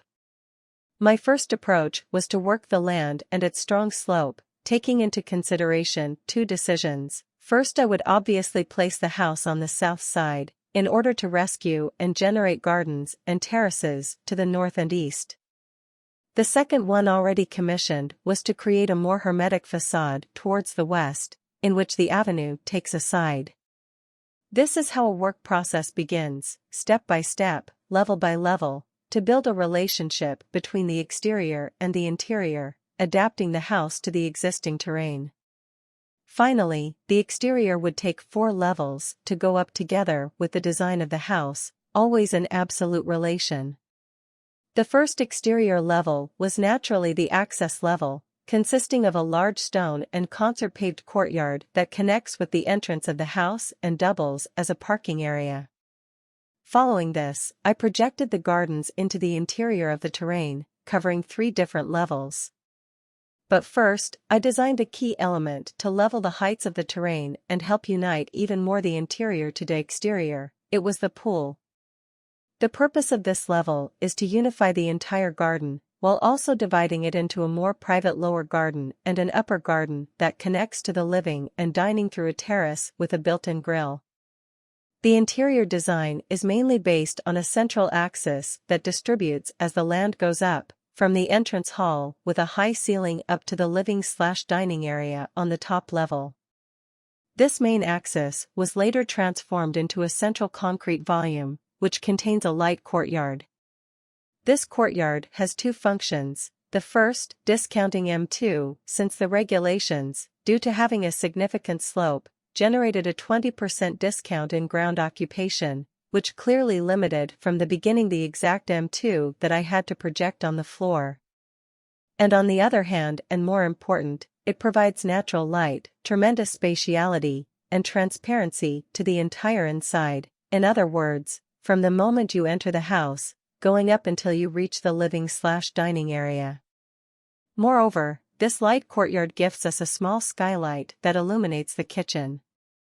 Once this main volume was established, I distributed simple and orderly volumes on both sides, in such a way the services areas were located toward the south, and the volumes of the master bedroom, office, and living/dining room were located toward the northeast side. All the interior spaces were built with reinforced brickwork. To achieve the required thermal resistance, this was covered with manufactured engineered stone, a material chosen to complement the concert and give more character to the volumes. Finally, these stone volumes are fitted in the main concert volume, creating an organized and complete volumetric, which transfer and shows the material both inside and outside the house. This is how an even stronger connection happens between the exterior and the interior is generated. One of its stone volumes takes a protagonist role in the main facade, the master bedroom area, which becomes a very important volume with a completely blind facade facing towards the avenue. This achieves the commission's objective of closing off from the avenue and also opening up and protecting the interior. To achieve the correct level projected with respect to the garden, this volume had to be raised by a base of diagonal concrete beams, which leaves it with a feeling of being suspended in the air towards the parking area and gives even more character to the main facade. The sloping terrain gave rise to a concept with a volume effect that responds to it. The base volume of the building is fully conceived around a central patio. It was shifted across different levels to create interesting outside areas. At the street side, the home is designed seemingly closed in order to preserve maximum privacy. The living area is open from inside to the patio, which ensures a maximum openness and an agreeable living quality with a lot of daylight. Only the office area is fully oriented to the street side in order to still exercise sufficient social control.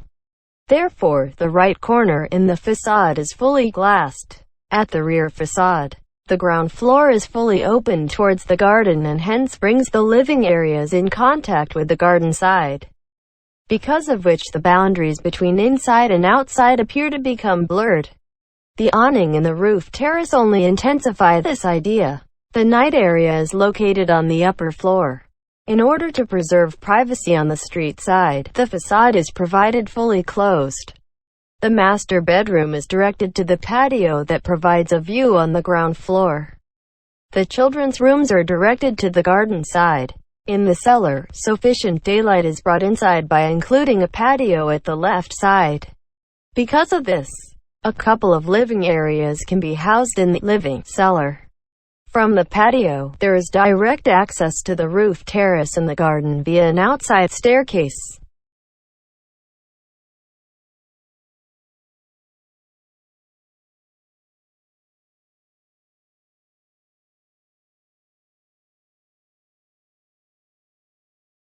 This house is located within a heritage conservation area within the suburb of Hunters Hill, close to the center of Sydney.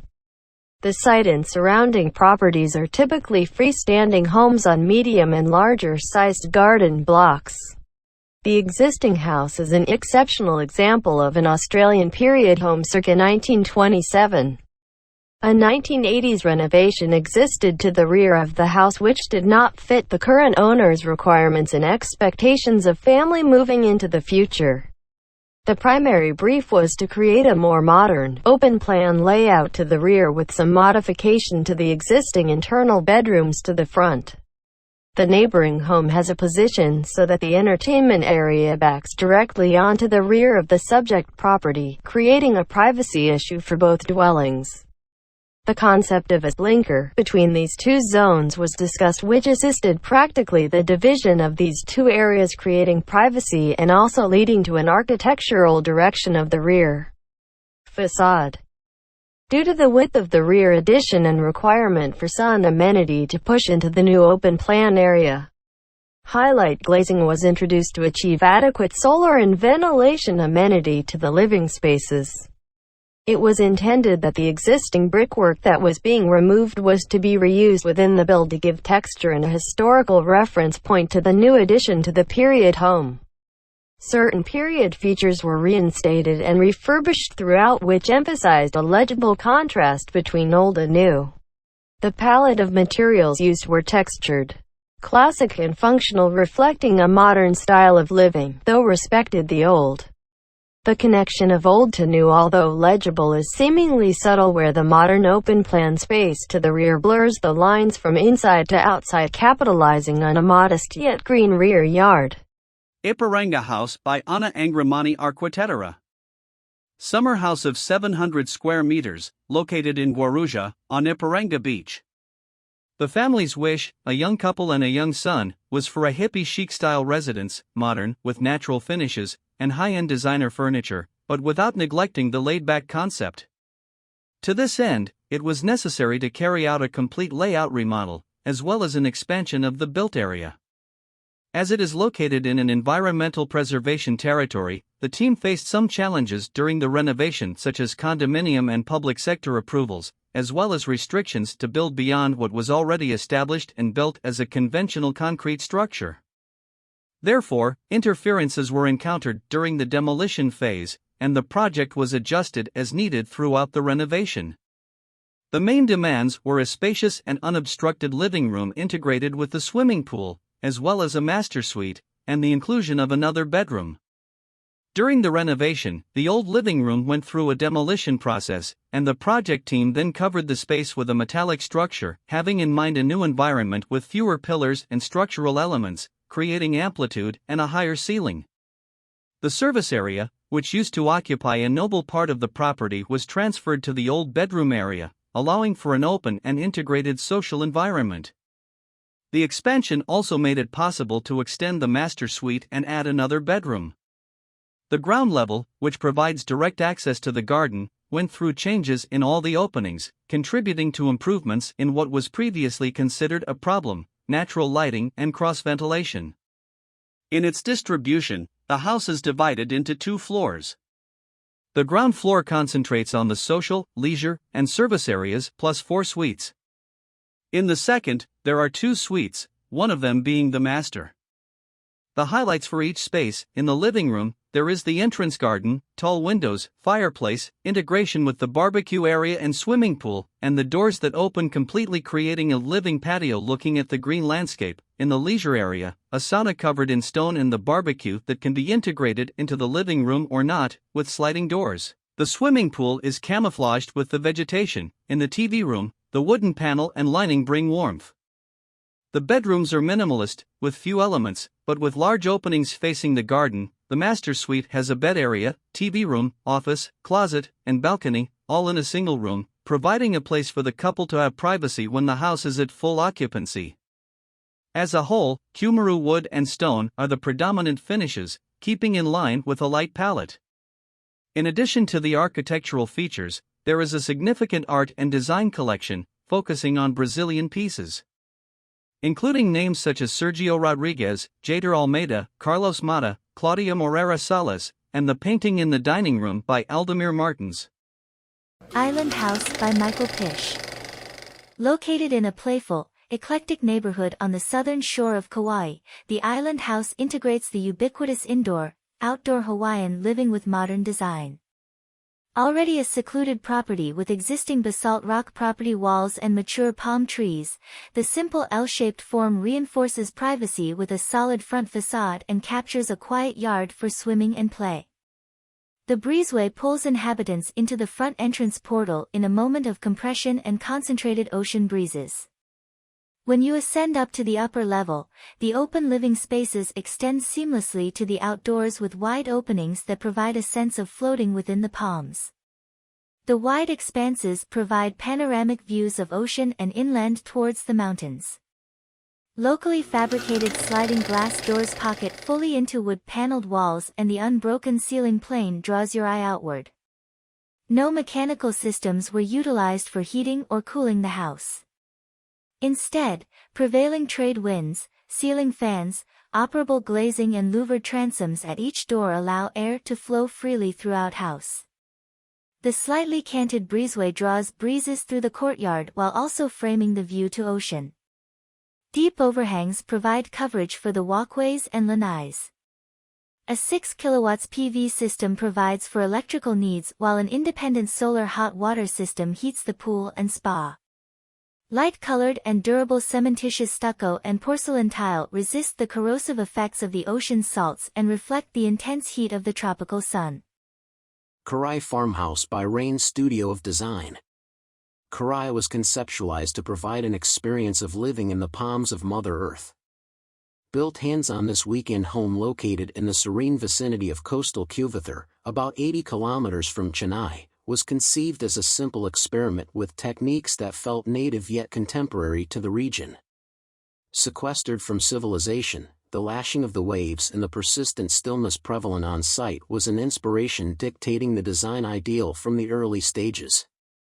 Therefore, the built layer intentionally allows exposure to the elements, to achieve an innate presence in the surroundings. Set within proximity to the sea, the living unit was envisaged to remain hidden within dense verdure and framed by reflection pools. A contemporary take on the traditional Malyakata house form, the courtyard breathes life into the home, apart from playing a passive role in adjusting microclimate. The client's programmatic requirements included 4 rooms with attached baths with a guaranteed view of the sea. The rooms and other living spaces such as the dining and kitchen are organized around the linear brick-laid court. The lounge on the upper level sets a stage to gaze at the sea and the horizon beyond. The muteroom or the court with the corridor hugging its perimeter acts as a multifunctional space, to rest, to pause, to look at the sky above. 4 directional sloping roofs composed of the standard interlocking Mangalore tiles cover the rooms extending onto corridors. The sloped ceiling is interspersed by inverted U-shaped flat roof junctions, which are embedded with glass strips forming kaleidoscopic patterns of sunlight. The dining and ante space leading to the staircase allows the breeze to flow through to the upper level and are housed within a filler slab roof with earthen pots as infill, enabling passive cooling. The painted mild steel columns support the roof, connecting to beams that double up as gutters collecting rainwater. Pre-used Mangalore tiles in arbitrary permutations were placed to form the rugged walls. Colored oxides, namely red, blue, green, and yellow, mark a different tone for each room, which is connected by the central courtyard, and appear to be identical to a Ludo board game in the plan. A hand-in-hand process involving the design team and the construction team led to innovation on many fronts. One of the design intentions was to explore regional traditional techniques and reuse of reclaimed construction materials in unconventional ways. A Tetris of old window shutters that form the doors and flooring composed of a mosaic of discarded stone pieces is a testament to this. Consequently, on-site training of local labor in the usage of long-established techniques such as mud mortar, oxide finishes, and Mangalore tile roofing was a mutually beneficial process for the studio as well. A keen eye was provided to the detailing to showcase the materiality and textures in their raw form. Tessellations of pre-used Mangalore tiles sandwiched together by mud mortar form a majority of the walls, creating earthy volumes that contrast the green lush backdrop. The CSEB, compressed stabilized earth blocks, procured from Oroville were made to match the height and proportions of the Mangalore tiles. In an attempt to achieve sprinkles of the summer sun into the spaces, cut toughened glass pieces have been used as inserts in portions of the roof. The tactility of the materials used comes through in the larger sense from the many smaller elements that have been carefully manicured from reclaimed objects. Close to 62 window shutters from demolished houses have been repurposed and used as a module in varying combinations to create new doors and windows. 20 such small wooden shutters make the leading entrance door, each of which is dotted by brass knobs from household brassware. The threshold on the rear is marked by a simplified imitation of the traditional wooden carved door, seen in the typical South Indian house, but with a dash of blue. The bath areas are illuminated by the natural sun that flows into the space, brightening the hues of the pigmented oxide surfaces. The pre-chromed brass faucets have been installed without the factory cast-or coating, the absence of which allows oxidation and the natural formation of patina. A kitchen utility aluminum vessel replaces the basin, which sits on a colored oxide counter, the colors of which vary for each room. The exposed GI, galvanized iron, pipes in the shower area and the loose Kudappa rubble flooring further heighten the bucolic feel. Fixtures have been custom detailed to complement and contrast the space. Items of significance in the South Indian domiciliary such as the brass kathuvalaku, traditional oil lamp, and the kudam, pot used to transport and hold water, have been transformed playfully to fulfill the same purpose it was originally meant for, i.e. the former as a light fixture and the latter as a spout filling water into the lotus pond. In theory, a tapered intricately carved column that supports the roof of the outroom is represented as an abstract mild steel version staggered in sections. The villacumatum, or the mandatory placeholder for lamps, is playfully cast in colored concrete and encapsulated in the tiled walls, creating niches of delight. The unconventional shape of the building land plus the required 6-meter strip retreat along to the street guided the project implementation. The house was designed from clear volumes, natural materials, seeking cross-ventilation, natural lighting and a delicate fit into the building site. Designed for a young couple and their children, the project's premise was to guarantee full visual domain. The house develops around a central courtyard connecting the 3 well-defined wings: service, social and intimate, which all open completely to the central courtyard, allowing the house to be fully connected. Wooden brisses and glass panels allow optional isolation and privacy when desired. The 6-meter strip retreat works as an extension of the central courtyard, following the same concept that led the entire project, granting visual connection to the whole design, whilst keeping the residents' privacy by the subtle use of dense vegetation and ground elevation.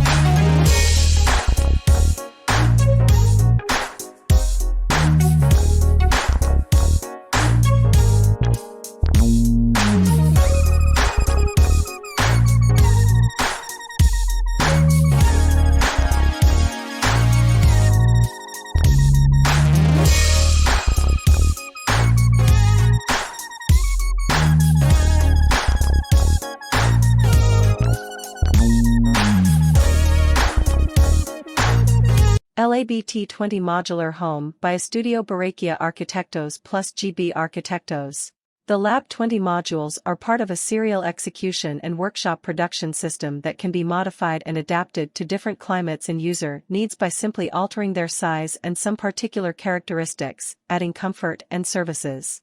They try to be compact buildings, with a little covered surface, versatile and surpassing the very trendy idea of glamping by proposing much more than a simple shelter, from a small habitat to implant in extreme landscapes, such as the slope of a mountain, a forest, the edge of a lake or a river, etc., to a house or a tourist complex that feeds on these pieces of architecture and is completed with the necessary infrastructure, achieving balanced interactions with nature, flora, and fauna, and understanding architecture, its inhabitants and everything around them as part of a continuous and joint organism. A whole series of systems are added to the modules in order to achieve a minimal footprint on the landscape, such as the bases, which are installed in a few hours and can be removed in the same amount of time, making the intervention in the territory respectful and even ephemeral, or the lifting hooks, designed as part of the architecture and permanently linked to the building in case it needs to be relocated. Within this catalog of parts, there are also elements of interaction with the site, such as springs, decks, walkways, and ramps, attempting to limit the intervention to a few square meters around the module and then preserve the landscape intact or even create a new landscape on the building with the green terrace. This notion that may initially seem contradictory, a fusion with the landscape and the idea of nomadism as a principle, has everything to do with the way of inhabiting our native peoples, a system that adapts to the site, with elements from the surrounding landscape itself, but that also allows to be removed and relocated as part of a culture that seeks the best locations to generate temporary habitats while minimally altering the place of intervention. The detailed study carried out on the ecosystem to be intervened and the adaptation of the piece to the particular conditions of it quickly translates into the manufacturing logic, seeking to bring the workshop closer to the different points where the modules will be located to generate local networks that allow us to nourish ourselves not only with the materials of the area but also with the workforce, organizing training and new job positions and thus strengthening small regional economies. These ideas related to circular economy seek to use prefabrication, materials such as wood, and lightweight, self-supporting, and super-insulated construction systems such as SIP panels, as well as optimized relationships with climate, sunlight, and ventilation, conditions that allow for more efficient use of resources, both in manufacturing and subsequent use. SIP panels and optimized relationships with climate, sun exposure, and ventilation conditions aim to make resource use more efficient in both manufacturing and subsequent use. Basic passive operational criteria such as cross-ventilation, the chimney effect, or the green roof seek to complete these premises according to the seasons and interaction with the climate. In summer, in each of the spaces, opening the windows accelerates the air entering, and with the opening of the skylights on the roof, the hot air inside is pushed outside, continuously renewing the building's climate and lowering the temperature. In winter, the insulation on each face, the air chambers, and the materials of the window frames have been studied so that minimal heating, such as that generated by a wood stove, is sufficient to provide warmth to the entire interior. These modules are completed with photovoltaic panels, geothermal heating and cooling systems, solar water heaters, and a range of appliances that optimize consumption and allow for total disconnection from infrastructure networks in extreme situations. The Lab 20 described here is installed in the city of City Bell, in La Plata, Buenos Aires province, in a typical landscape of the humid pampas, surrounded by crops and wooded areas. It corresponds to the 10.5-meter long and 31.5 square meters surface model and functions as a permanent residence for 1 or 2 people, complementing the facilities of a large house at the other end of the plot while coexisting with the pool, barbecue area, and laundry as common areas. At the same time, it achieves total privacy by being installed near a small forest and about 100 meters from the existing complex. It has a space for living and dining that also allows for adding 1 or 2 transformable furniture pieces into beds to accommodate more people, and a kitchen that is considered the only fixed element in the spatial distribution and, together with the bathroom, forms the wet area of the module. At the opposite end of the living area, there is a bedroom that is isolated from the rest of the spaces through the operation of a series of sliding panels that also integrate it privately with the bathroom. On the exterior and through a sailor ladder on one of its sides, you can access the green roof and the viewpoint, completing the totality of the usable spaces. As part of the additional systems already planned for the Lab 20, a ramp and an exterior deck have been added to the program. The deck is associated with the large front window and serves as a patio, organizing outdoor furniture and providing access to the staircase that leads to the terrace without any contact with the ground, achieving a functional continuity between all the use spaces. Lakeshore House by Spasm Design Architects. This lot of pics gives a sense of the beautiful lakeshore site. All 50 acres of it, the occasional cobra and mongoose, were sighted during construction. Taking one back to Ricky Tiki Tavi. The home is like a 2-story filter to the breezes, views, and bird calls. The construct is in metal and earth wall infill. This lakeshore home is linear, built as an investigation into frame and infill construction. Rammed earth from the very site forms 600 mm thick principal walls. The home is an episodic story of frames of the lake horizon too. The earthen walls just feel right. The monopitch asphalt shingle roof, sitting next to the older Mangalore tile structure, in some way connects the old and the new. The rocks are strewn all over, go through the house, retaining a sense of the geological history of the place. We chose this method, to least disrupt the site. The entire skeleton came in pre-cut to shop drawings and was erected quickly and laid the framework for the earthworks. Pergolas in black, and the metal grid, kind of mimic the age-old trees at the water's edge. The earth keeps the home cool and gives it the gravitas of its place. We are indeed fortunate, to get sites like this one to work on. Now the project is complete, the landscape will take a couple of years. The site and architecture must sing the duet.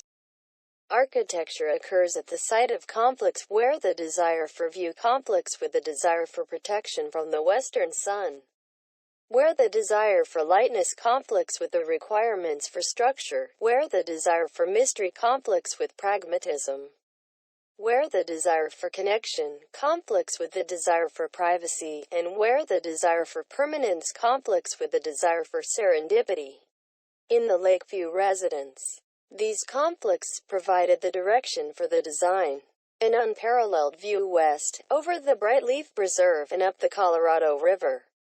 And the desire to live casually amidst a collection of mature live oak trees combined to make a powerful circumstance for this family of four. The new house emphasizes view in a dynamic spatial sequence while at the same time creating an abstract backdrop for the serendipity, light, circumstance, and view. The visitor arrives, meandering under a grove of ancient trees into an intimate entry sequence of limestone, vertical cypress and verdant planting. Still unaware of the expansive panorama, views are revealed slowly, with carefully framed vistas inviting expectations of what is to come, and the pursuit of which leading to new discoveries. An unmitigated ceiling plane provides a surface for reflected lighting and creates a sense of continuity, while a delicate window wall accentuated by monolithic corner glazing connects the interior to the out-of-doors. Inside, a rich palette of materials, furniture, and carefully detailed cabinetry adds a sense of finesse to the ensemble. The home is designed to suit the needs of an active family. Generous gathering spaces intertwine and provide a powerful setting for entertainment and family gathering, while smaller spaces host a more intimate retreat. Rooms are further defined with 19th-century Persian carpets, classic and contemporary modern furnishings, and a collection of local, mid-century sculpture and painting that offer points of stasis to the compelling and omnipresent view. An orange-blue color story appears throughout the house, which is in turn punctuated with our purpose-built furniture such as a sideboard made from a colossal walnut plank, or a study paneled in a unique pattern of traditional moldings laid vertically and side by side. The site at Lakeview, where the trees give way to a powerful view, very much informed the form of the home. Trees, view, and building interact. The ubiquitous ceiling plane gives way to the sinuous oaks passing through. The foundation spans across roots and open decks allow for the penetration of water to preserve the tree's root systems.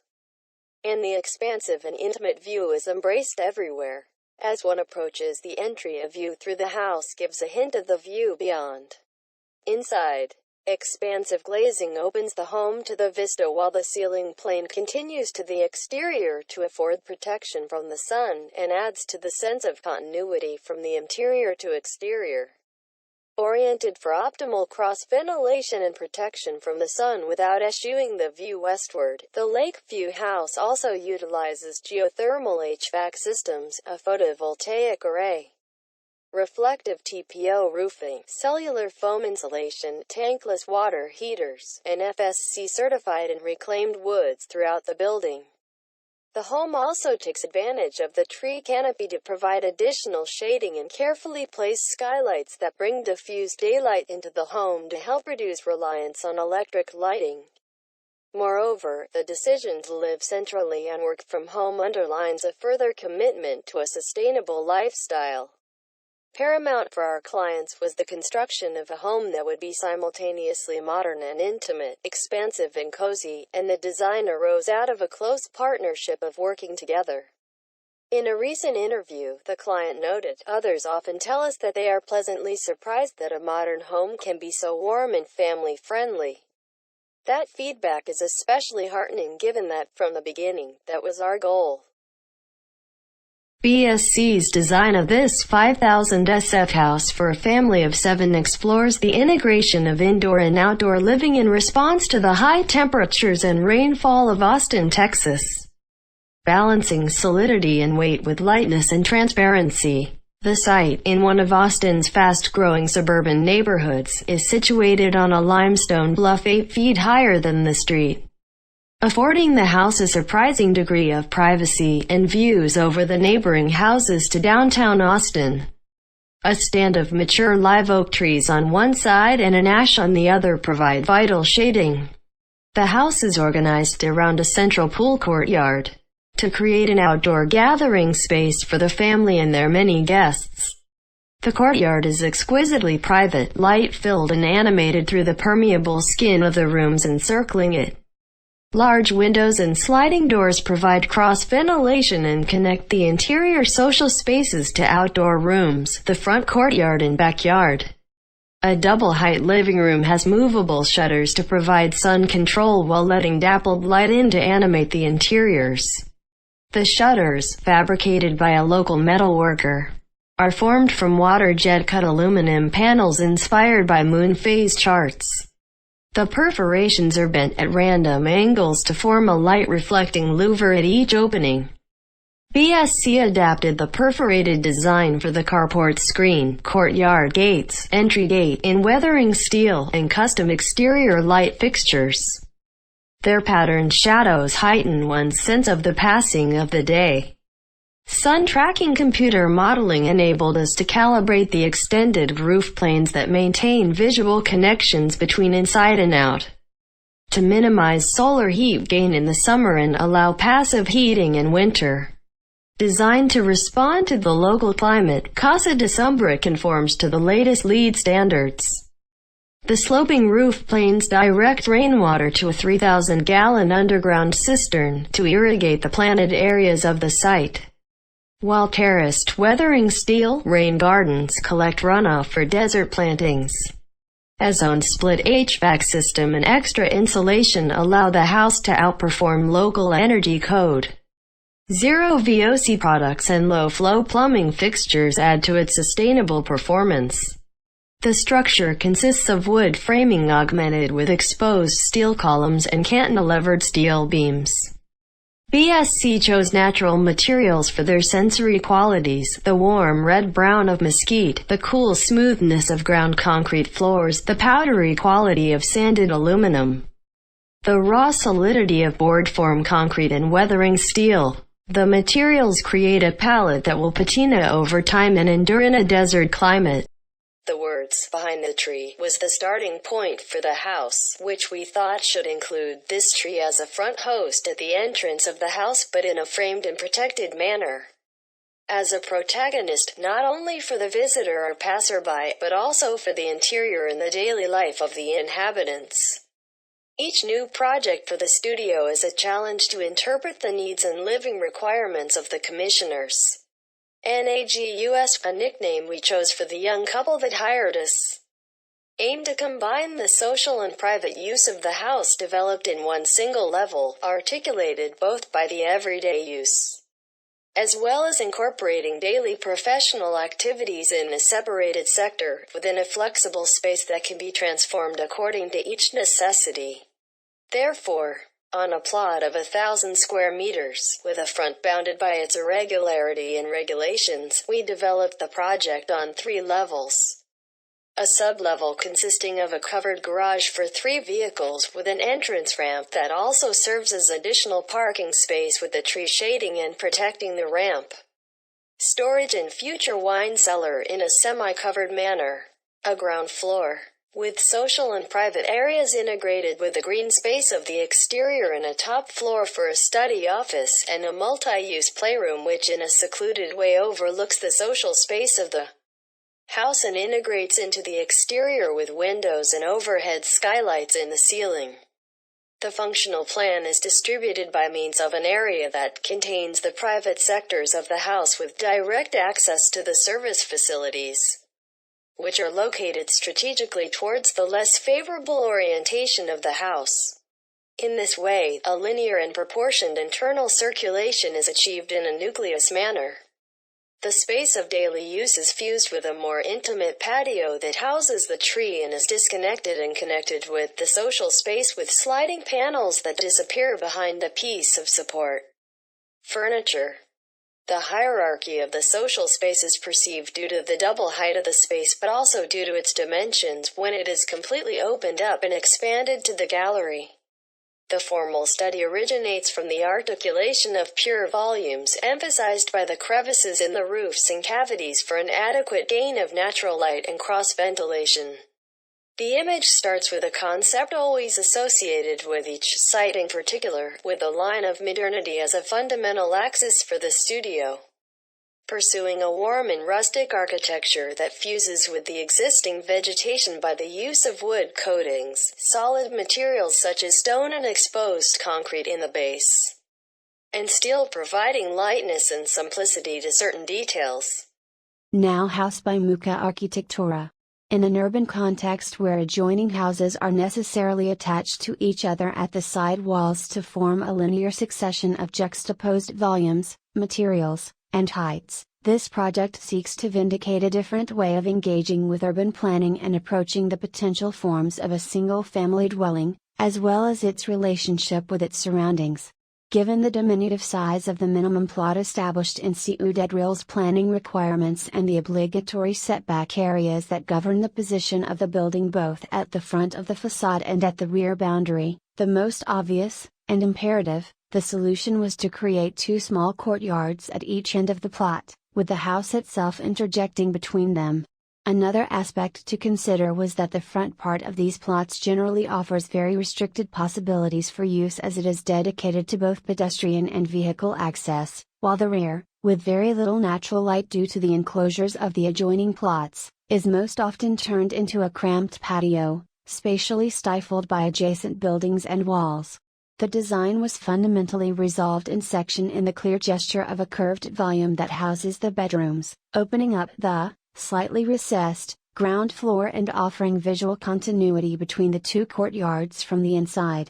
This formal solution brought with it the possibility of concealing areas of glass by hiding them behind the steel pillars on which the concrete volume rests, blurring perceptions of the boundary between inside and outside and giving rise to questions that this design aims to respond to in a very specific way. What does a courtyard in a single-family home look like? What constitutes a dwelling?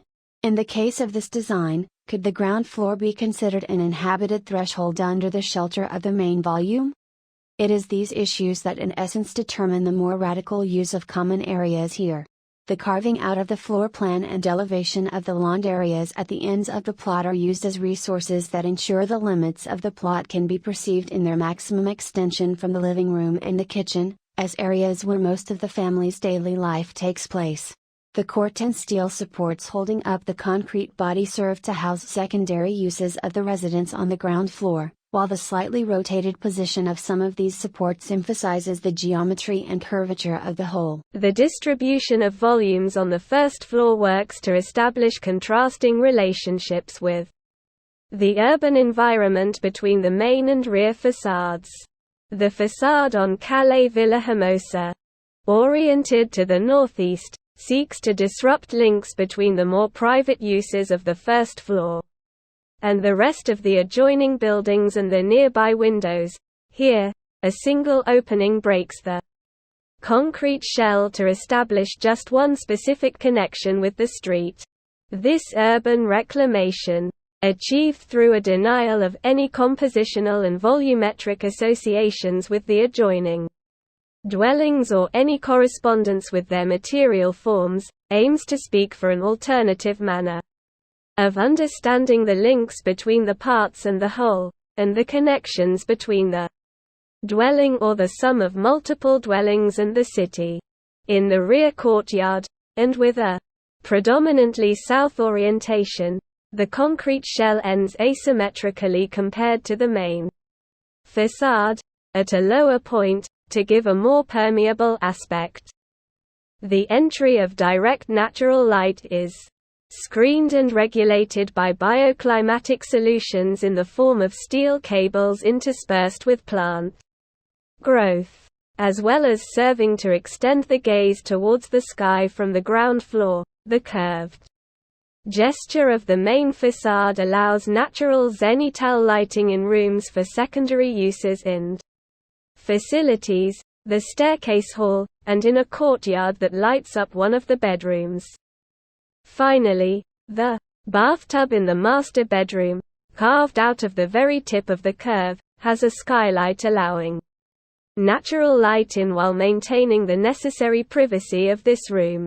The concrete curve is staggered at its ends, allowing design opportunities in the floor plan that improve how people can use the house and its relationship with the exterior, such as window sills extended into seating in the interior that function as reading and resting points next to the windows, planters inserted into the geometry and concavity of the floor itself, desks and work tables, and additional storage areas in the home. Oito Casas by Murmurao. The project is part of an allotment plan that previously predicted a set of 7 isolated houses that would follow the existing topography. In the northern side of the site is defined by the city's urban limit. The aim of the promoter was to maximize the interior areas of the dwellings and the usufruct of each individual exterior space, assuming a particular importance of the southern views to the city valley and the sanctuary of Bom Jesus. Our proposal redefines this existing allotment plan by transforming the 7 houses into 8 units unified in a single block anchored to the topography and one single house, to the east, that adjusts to the street's curve.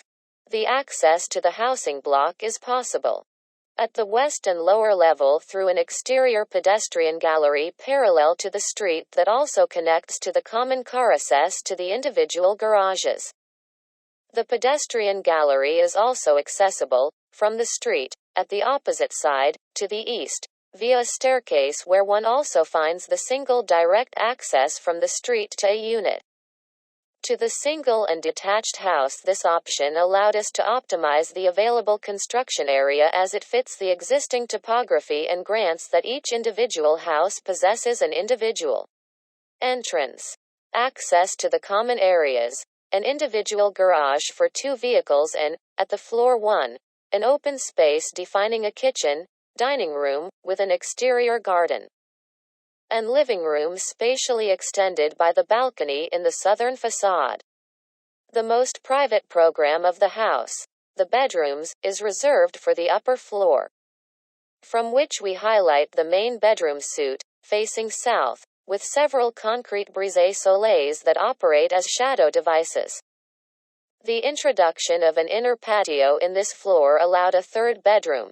It also acts as a natural light, ventilation system and natural heating, taking advantage of the sun exposure. On a hillside, looking to the ocean and the Southern Alps, in New Zealand's South Island, once stood HMOA director Duval O'Neill and wife, Bridget's home, designed in the 1950s by architect Don Cowie. Following damage from the Christchurch earthquakes, this modest house was demolished, and in its place, and to a similar layout, is a brand new 3-bedroom home.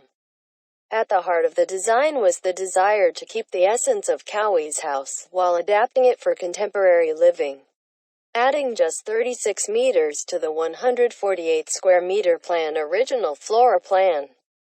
The biggest shift in planning was to develop the basement into a master bedroom and ensuite with a second living area, and to connect the upper level of the house with the garden via a new timber bridge. The upstairs entry level has 2 bedrooms, a bathroom, and open-plan living. The material palette remains the same as Cowie originally detailed it, simple, natural, with lots of wood. The original double-skin cladding has also been maintained, articulating each elevation in dark western red cedar or Siberian larch. Along with experimental warm roof construction, the new house is super insulated for the Canterbury climate. The farm is situated amidst the lush greens of Chatterport. Within an acre of plot stood an incomplete skeleton structure of a pavilion. The clients had chosen their farm as their venue for their wedding and wanted to create a small weekend home with a separate toilet block for their guests by incorporating the existing pavilion structure into the design. For us, the existing structure was the starting point of the design concept and how we could design around it to fit the requirements. A linear approach was taken, where the existing pavilion became the main house, which housed a small bedroom, pantry, bathroom, and living area, and the extension created became the toilet block. This approach allowed us to create a clean rectangular form that would act as a backdrop to the site without eating into the clear lush open farm. The plinth has been treated as a stepped platform that helps the volume merge into the ground smoothly as well as creating a seating space. The elevation was divided into two halves, house and toilet block.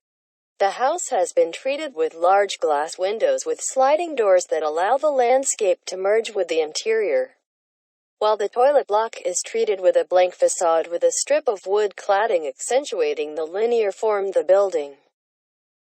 The entry into the space is through a small open-to-sky court with pebbles and wooden tiles. For ventilation in the toilet block, skylights were cut out of the slab, providing natural light and ventilation into the space. Marble tiles take over the interior spaces of the toilets, creating a rich, clean space for the users. The accessibility of the terrace has been given through a staircase which is hidden behind the building length. The space underneath the staircase also houses a small store. Outside and House by Eichler Architects.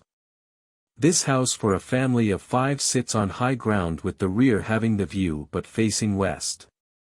The front faces east on a typical residential street. The design strategy was to place the living areas as well as the main bedrooms facing west to take advantage of the view. These spaces have deep overhangs or operable timber screens to protect them from the afternoon sun. In front, a 15 high forecourt with a koi pond and feature tree acts as the buffer to the public street frontage. This space is covered, yet outdoors as there are openings on various sides. It is enclosed yet permanently and effectively ventilated. And it is private from the outside world yet serves as the public space for the house where most of the circulation takes place. At the rear, the pool deck is sheltered by the mezzanine study above, which then acts as the shield for the double-volume living dining space. This study is in turn protected by a rotating timber screen with each blade made up of 8 pieces of timber. To span the entire width of the house, the floor is suspended from the top floor, via a pair of deep beams which also serve as a planter for the master bedroom. Throughout the house, nature is introduced and emphasizes the duality of the spaces. Are you inside, or outside? Why not both? Piedra Grande Equestrian Clubhouse by Studio RC. The clubhouse of Piedra Grande Equestrian Center is located on a privileged 8-hectare land surrounded by forest in the state of Mexico. The equestrian complex has different spaces designed for the development of equestrian sports and equine care, including 110 two-level stables, sand tracks, gravel paths, and green areas. The project seeks to alter the site as little as possible, using materials such as stone and wood, and seeking a contemporary language that is also appropriate for the context. The distribution of the clubhouse is mainly governed by a central courtyard that creates an atmosphere that invites contemplation of the landscape, framed by stone walls that also divide and create a transition of access between the public and private space. From the beginning of the design process, we sought for the project to be developed under a structural rhythm that could create a reticular and simple building.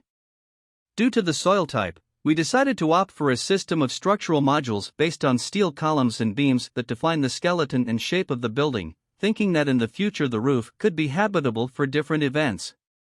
On the other hand, the concrete and stone walls represent the sobriety and purity of the materials used to separate the different spaces, including the textured local marble that we used for the pavement. The climate was very important for the design, which is why we chose to separate the house from the stone retaining wall, in order to have cross-ventilation during hot seasons and to take advantage of sunlight during the day. The opening to the valley and mountains was one of the design priorities sought when carrying out this project, taking advantage of the sloping topography to integrate the large cantilevered terrace that allows for views of the surroundings, also integrating the high ceiling to adapt to the scale of the development. Cactical House by Studios Argos. Concise, cohesive, and coherent, these are the adjectives that synthesize the essence of Casa Pratica. At the end of a dead-end street, surrounded by mountains and a green area, the building, located in Belo Horizonte, has a simplifying dynamic, both in terms of materiality and use. Starting from an existing terrain, the project's key challenge was to elaborate the insertion of a new house that could dialogue with the logic already established by the cuts, props, and plateaus designed to receive another project. Thus, the house was organized on 2 floors, as follows. The first floor, inserted a little above the average elevation of the surrounding buildings, contains the access, with stairs, a ramp and hall, and a large patio that fulfills the role of parking and multipurpose space, surrounded by expressive landscaping. On the second floor, most of the environments and fundamental activities of the house are located and organized in a very integrated way, including with the landscape of the region, surrounded by an aura of harmony between nature and urban. Therefore, in addition to the proposed landscaping and the surrounding nature, it has been conceived as a space that articulates itself as a large balcony, suggesting the user a synesthesia between being and space. Its position high up in a valley provides unique views of the city.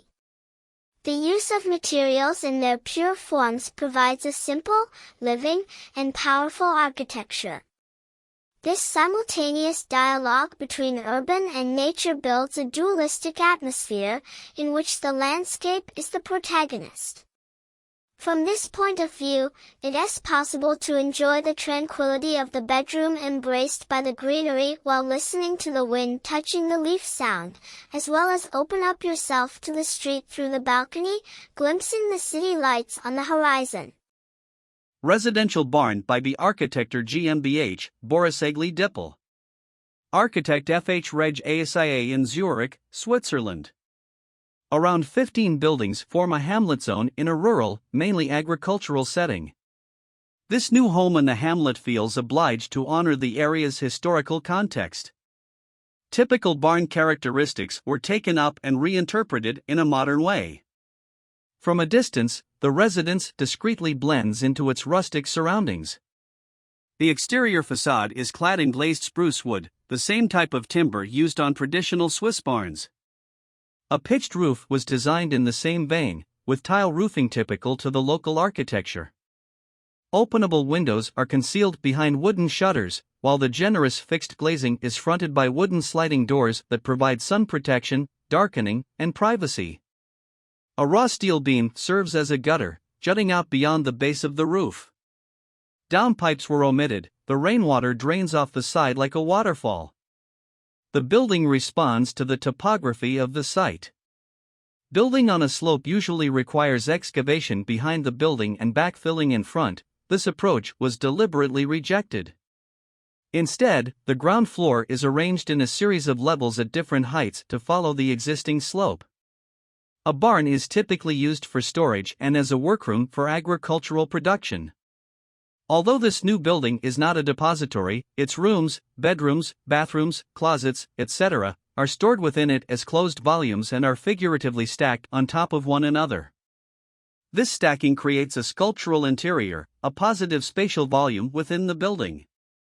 A negative volume forms around these stacks, comprising a landscape of open living spaces that are interconnected vertically and horizontally.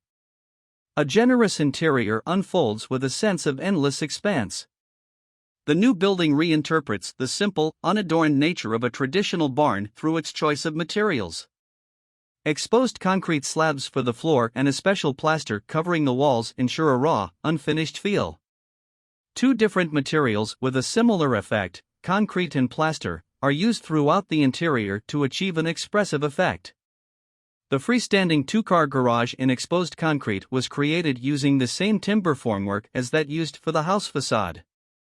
A photovoltaic system was installed on the gently sloping concrete gable roof, the solar panels covering the surface like a carpet. The new home enters into a thematic dialogue with the surrounding agricultural buildings for a unique interpretation of the vernacular barn typology.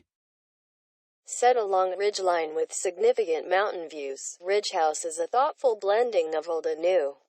Sets of staggered, remnant stone walls run in a single direction, allowing light and landscape to slip past. Oriented along a central defining spine, metal walls meet stone and evolve into glasses. Movement through the house progresses from public to private spaces. Modern architecture mixed with curated details allows for a layering of history and a connection to the ranch-like character of the site.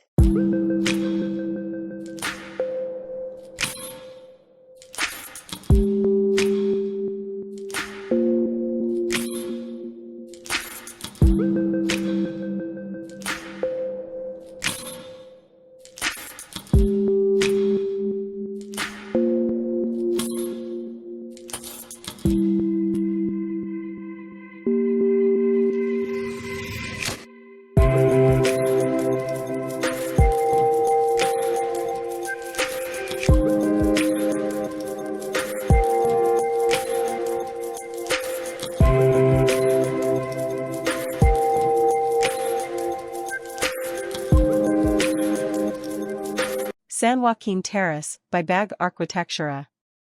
San Joaquin is located in a countryside residential area in the southeast of the city of Aguascalientes, Mexico. The project proposes the design of a terrace that functions as an extension of the existing country house, with the aim of generating a space for leisure and family gatherings that takes full advantage of the natural environment that surrounds it. With a representative flora of the area consisting of sabines, a lake, and centuries-old mesquites, incredible panoramic views, and nature present at all times. The integration into the context as the guiding idea of the concept was crucial. Its contemporary Mexican style, generated by neutral colors, its contrasts, as well as its geometric, clean, and pure shapes, are reflected in the two sections of the project. The first is composed of a semi-flying terrace designed on a slope with a slope of up to 6 meters. The sloping roof and predominant glass divisions generate a responsive and permeable space to the great natural scenery. The second section is made up of a barbecue area, sanitary service nucleus, and cellar incorporated into the terrace through the same plastic language, colors, textures, and materials typical of the region. The fusion of elements that look and feel majestic, soberly aesthetic, make this work a jewel for its finishes and existing vegetation.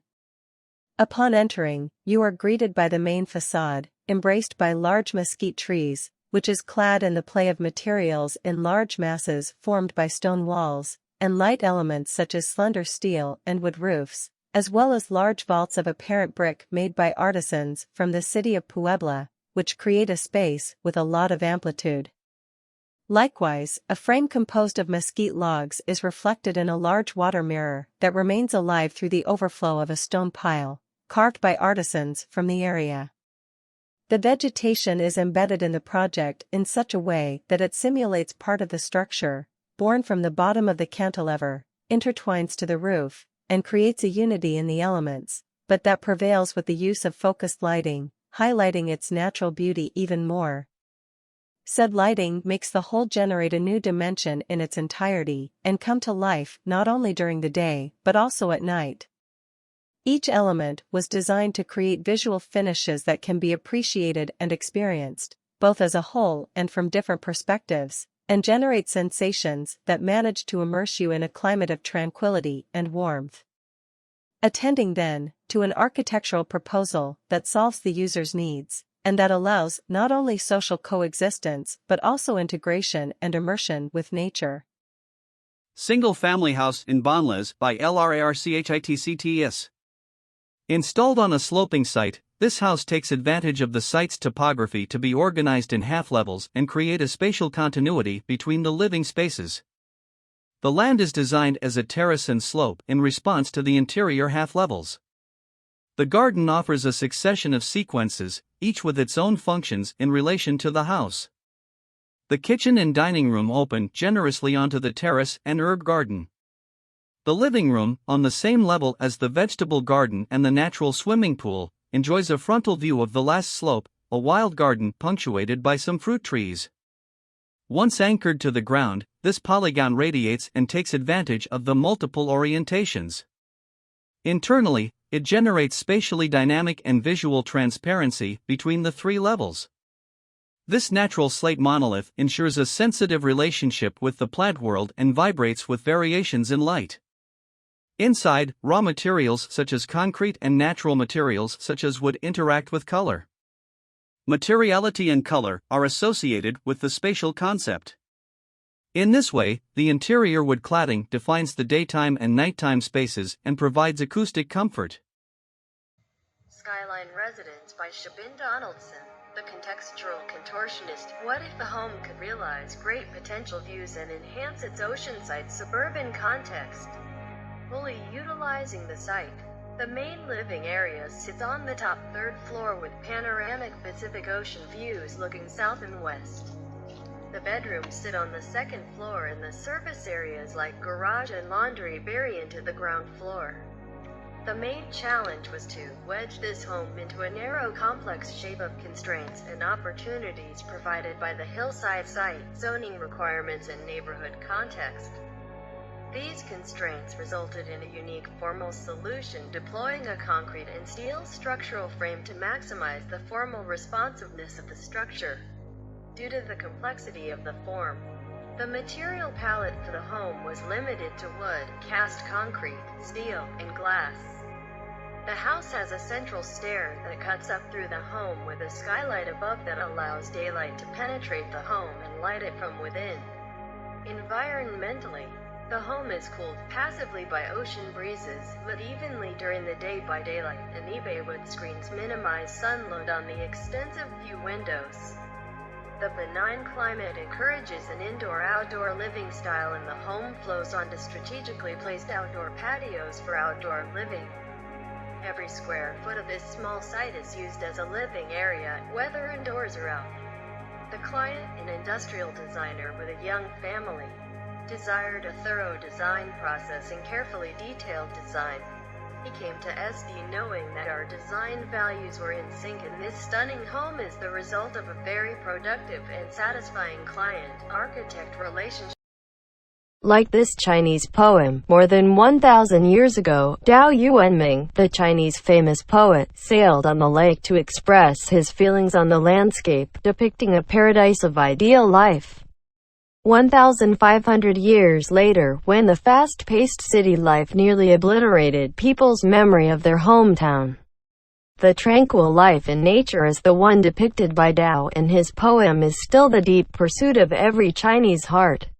Now, this ideal may be hidden in the small town of Dao's hometown, Blue City Spring. Location: lake and mountain landscape in Lake Geneva Town, in China since ancient times. The life of living near the lake has been the lifelong pursuit of officials, nobles, literati and scholars. American writer Thoreau wrote, quote, "The lake is a chair of God and the eye of the earth." However, living by the mountains and rivers is the most advanced choice for people, with villages the second and the suburbs third, as written in Superfluous Things, 1991, which also expresses people's unchanging feelings towards living by mountains and rivers. From Walden Lake to Como Lake, from Bowdoin Lake to Cumberland Lake, there are only a handful of really magnificent lakes. However, a small lake town model with both ecological and living values such as Blue City Spring is even more haunting to us. The West Sea of Lushan Mountain in Jiangxi Province is the sixth batch of national scenic spots designated by the State Council. Among the mountain and lake-type mega scenic spots, there are National 4A Class tourist resorts, National Buddhist model forests, national forest parks, etc. This vast cloudy mountain, lake and sea, surrounded by undulating hills and green forests, is littered with 1,667 islands of different sizes. Judging from the number of islands included in the lake, it has surpassed the 1,000-island lake in Hangzhou, Zhejiang Province. Clouds reflect the sea. It is clear and virtual, like sail on the sea between heaven and earth. A fishing song is not enough to tell you all about the treasures embedded here. The air from the mountain is clear and every breath is purification of body and mind. Quiet and leisure like the West Sea, you will only be envious of peasant families other than a mortal.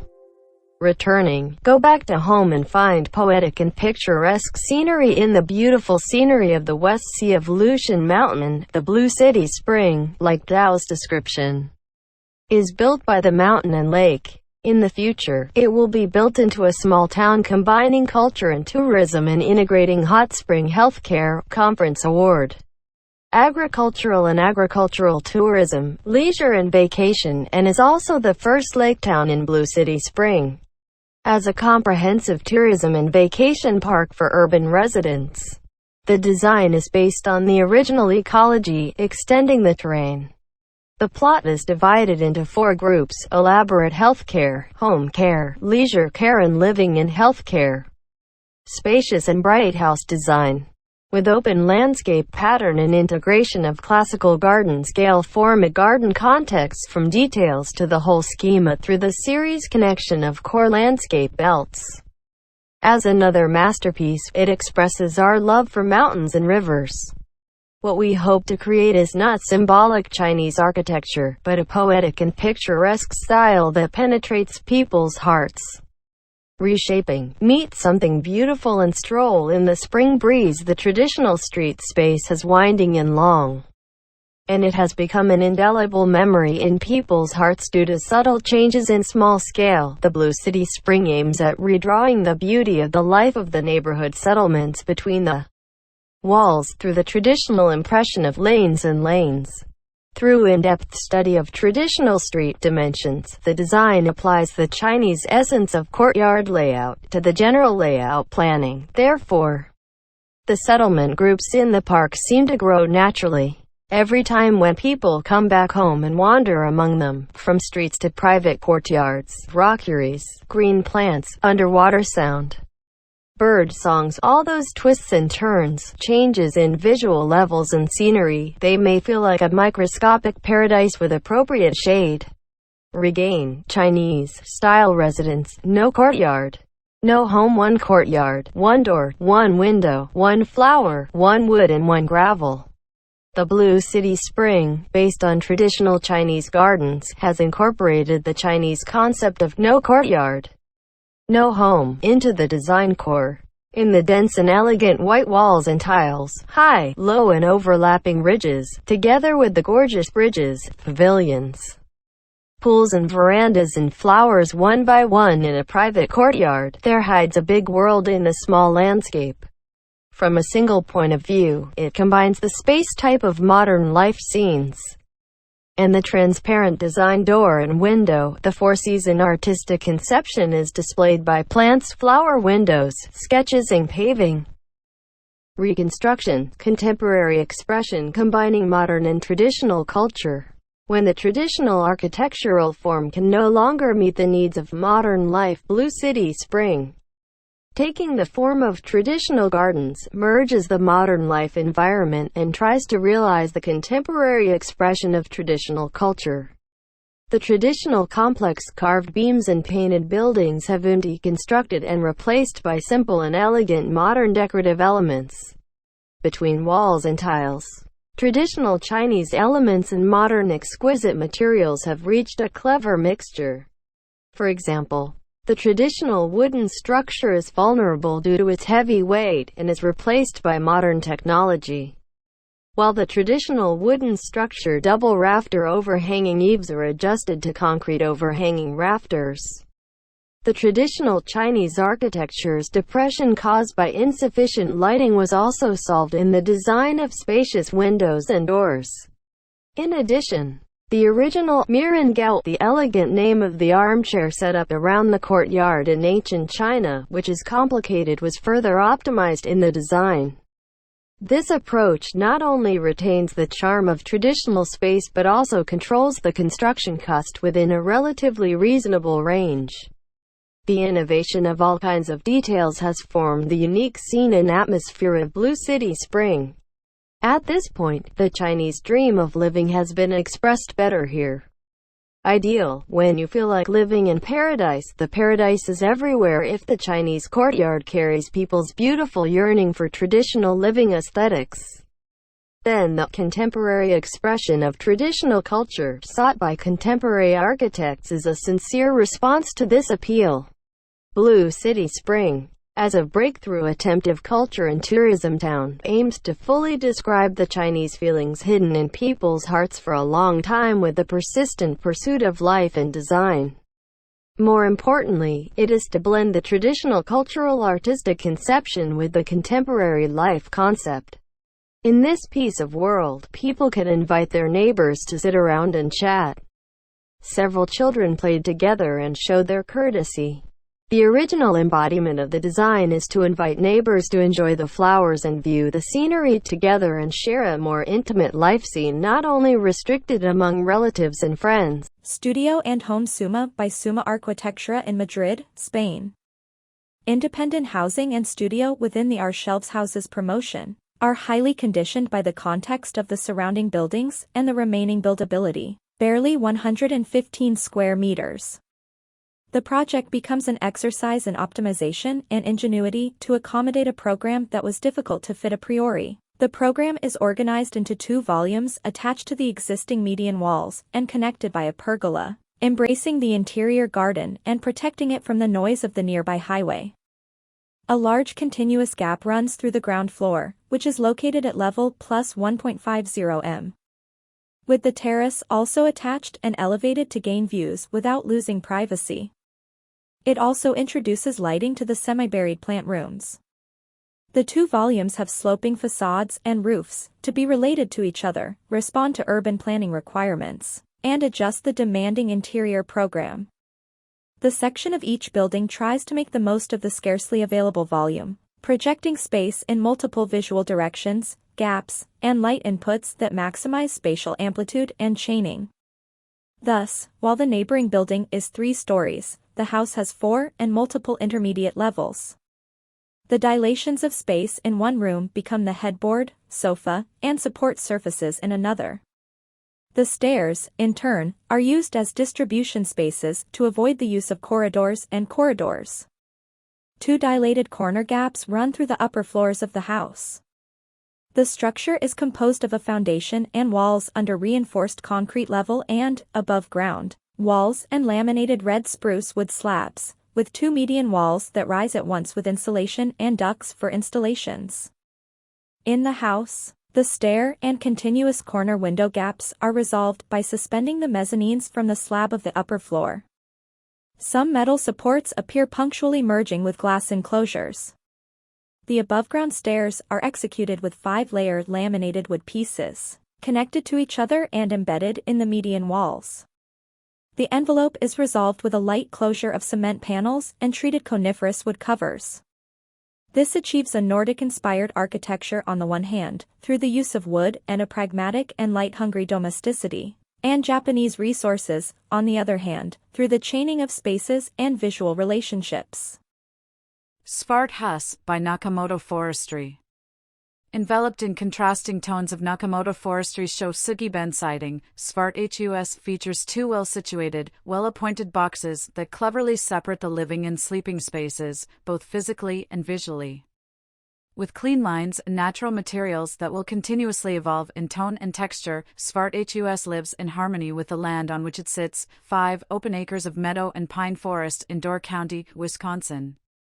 Inspired by designer and homeowner Kate Smith's love of black exteriors and the area's deep Nordic and Scandinavian roots, the design team named the project Svart Hus. In Swedish, this means black house. To achieve Smith's bold vision, the design team decided on Shosugiban, commonly known as Yakusugi in Japan, a wall and ceiling cladding material made exclusively from Japanese cypress that is intensely burned as a preservative heat treatment. Smith specified Nakamoto Forestry's Sugi, unburned Japanese cypress, and Suyaki trademark, the most traditional and dramatic of the Shosugiben manufacturer's authentically milled offerings. The 2 exterior finishes tap into the surroundings and reflect the interior program while adding to the visual interest of the house with the juxtaposition of light and dark. The first structure is enveloped in Suyaki trademark, a leathery and unbrushed charred surface that blemishes, weathers, and develops character over time. As the seasons change and the house ages, the finish will provide a rich patina, considered an exercise in traditional Japanese wabi-sabi. Absorbed by an evergreen background, the Suyaki trademark structure hosts the family's living, dining, and office spaces. The second structure houses 3 bedrooms and 2 baths with views of the natural prairie grass beyond. In contrast with Suyaki trademark, Sugi blends with the soft colors of the meadow, milled and graded for maximum durability and to showcase the inherently beautiful grain. The dynamic exterior inspired the interior finishes, concrete flooring, monochromatic walls, and trim, a heavy dose of walnut, and subtle lighting. Oversized windows marry indoor and outdoor spaces while framing views of one building to another, from Sugi to Suyaki trademark. That old chestnut house by Figure Architecture and Design. As our cities incrementally and inevitably densify, we look to occupy the tiny nooks and crannies for a place we can call home. Located amongst the hubbub of delivery trucks, bicycles, and a never-ending procession of vehicle traffic, this project sits within a 160 square meters site, backing onto a key commercial precinct within Cremorne in Melbourne. Despite the site's context, our client loved the sheer richness and vibrance of the area so much that they set out to make this place a long-term place of residence. The design brief seeks to maximize comfort, solar passive design, and access to natural light, made all the more challenging due to an impending 12-story development to be constructed nearby. To resolve this, the volumes of the proposed additions were planned out in collaboration with the adjoining neighbor who at the time was granted a planning permit for a 2-story extension to the north of the subject site. By working together, views of the sky were in effect doubled and mutual visual privacy for both properties was achieved without the need for physical privacy screens. The layout is an intentional departure from the typical open-plan plug into the back of an older house. Instead, functions and spaces straddle the perimeter of the backyard so as to create a continuous interface and connection with the garden and landscaped pergola. Complete with worm composting and a rain garden, the compact but the hard-working backyard is irrigated with a 2,500-liter rainwater harvesting tank, provided in addition to solar-boosted hot water and above and beyond code requirements. Much like Cremorne itself, the concrete, timber, and galvanized steel materiality of the house is imagined as unapologetically gritty and robust. The latter of which, a natural and necessary reference to the immediate historical context of workers' cottage roofscapes, seen in the local area. Inside, the walls are lined with Australian spotted gum veneer panels finished with water-based non-solvent sealers and pre-finished cement sheets. Plasterboard is used sparingly and only where necessary, such as the tall eggshell skylight internal volume, intended to diffuse and amplify incoming daylight. The Brick Abode by Architecture Interspace. A 10-minute drive from Oroville International Township, this weekend house offers a perfect getaway from the hustle of both Pondicherry and Oroville. The Little Red House was designed to reveal and glorify the surrounding context and the local Indo-French architecture. It has been designed keeping in mind the needs of our client based in the United Kingdom, a sophisticated contemporary yet earthy abode. Architectural planning is dictated by 2 major factors, context and climate. Contextually, the red earth soil abundantly nourishes horticulture, so, the landscape boosts the character of the site and the lifestyle of residents. Also, this plot of land does not offer views outside, so, views are focused on the landscape and interiors.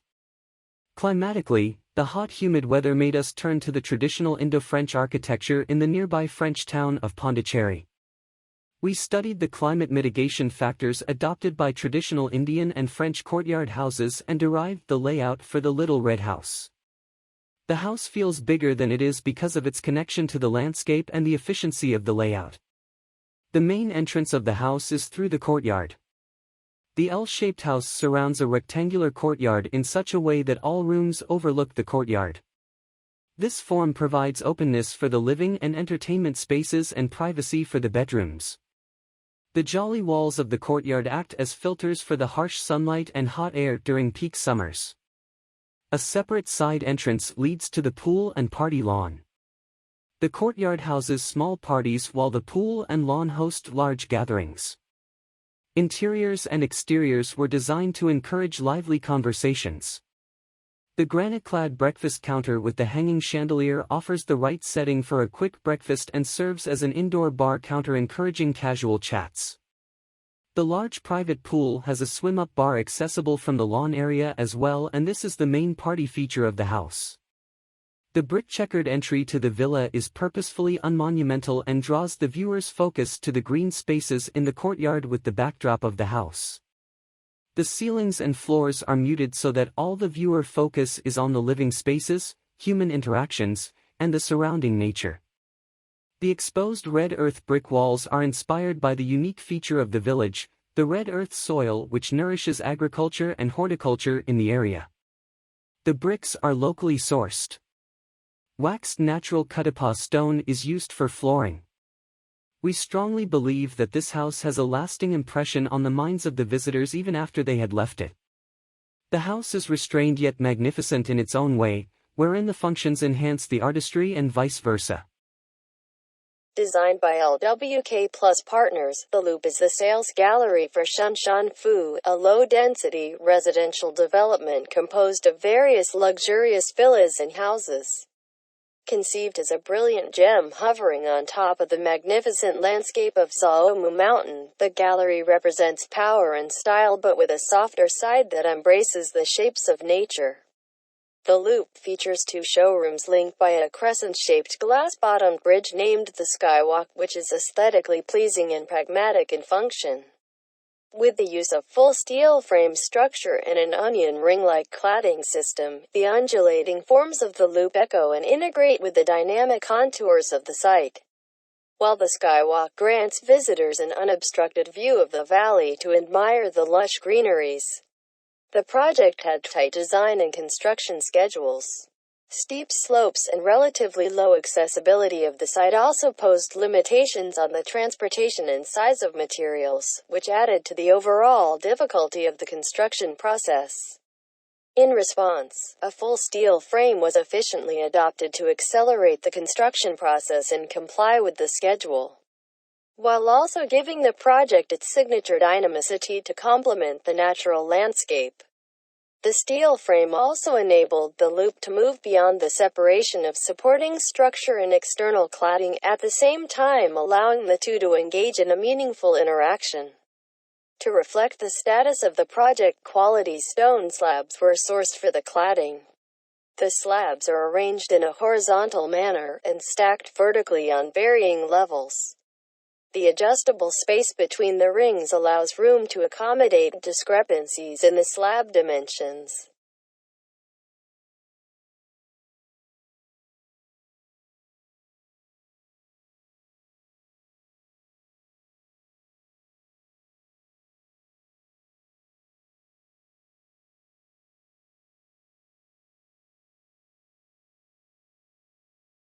The NG Alley House by D.O.G House.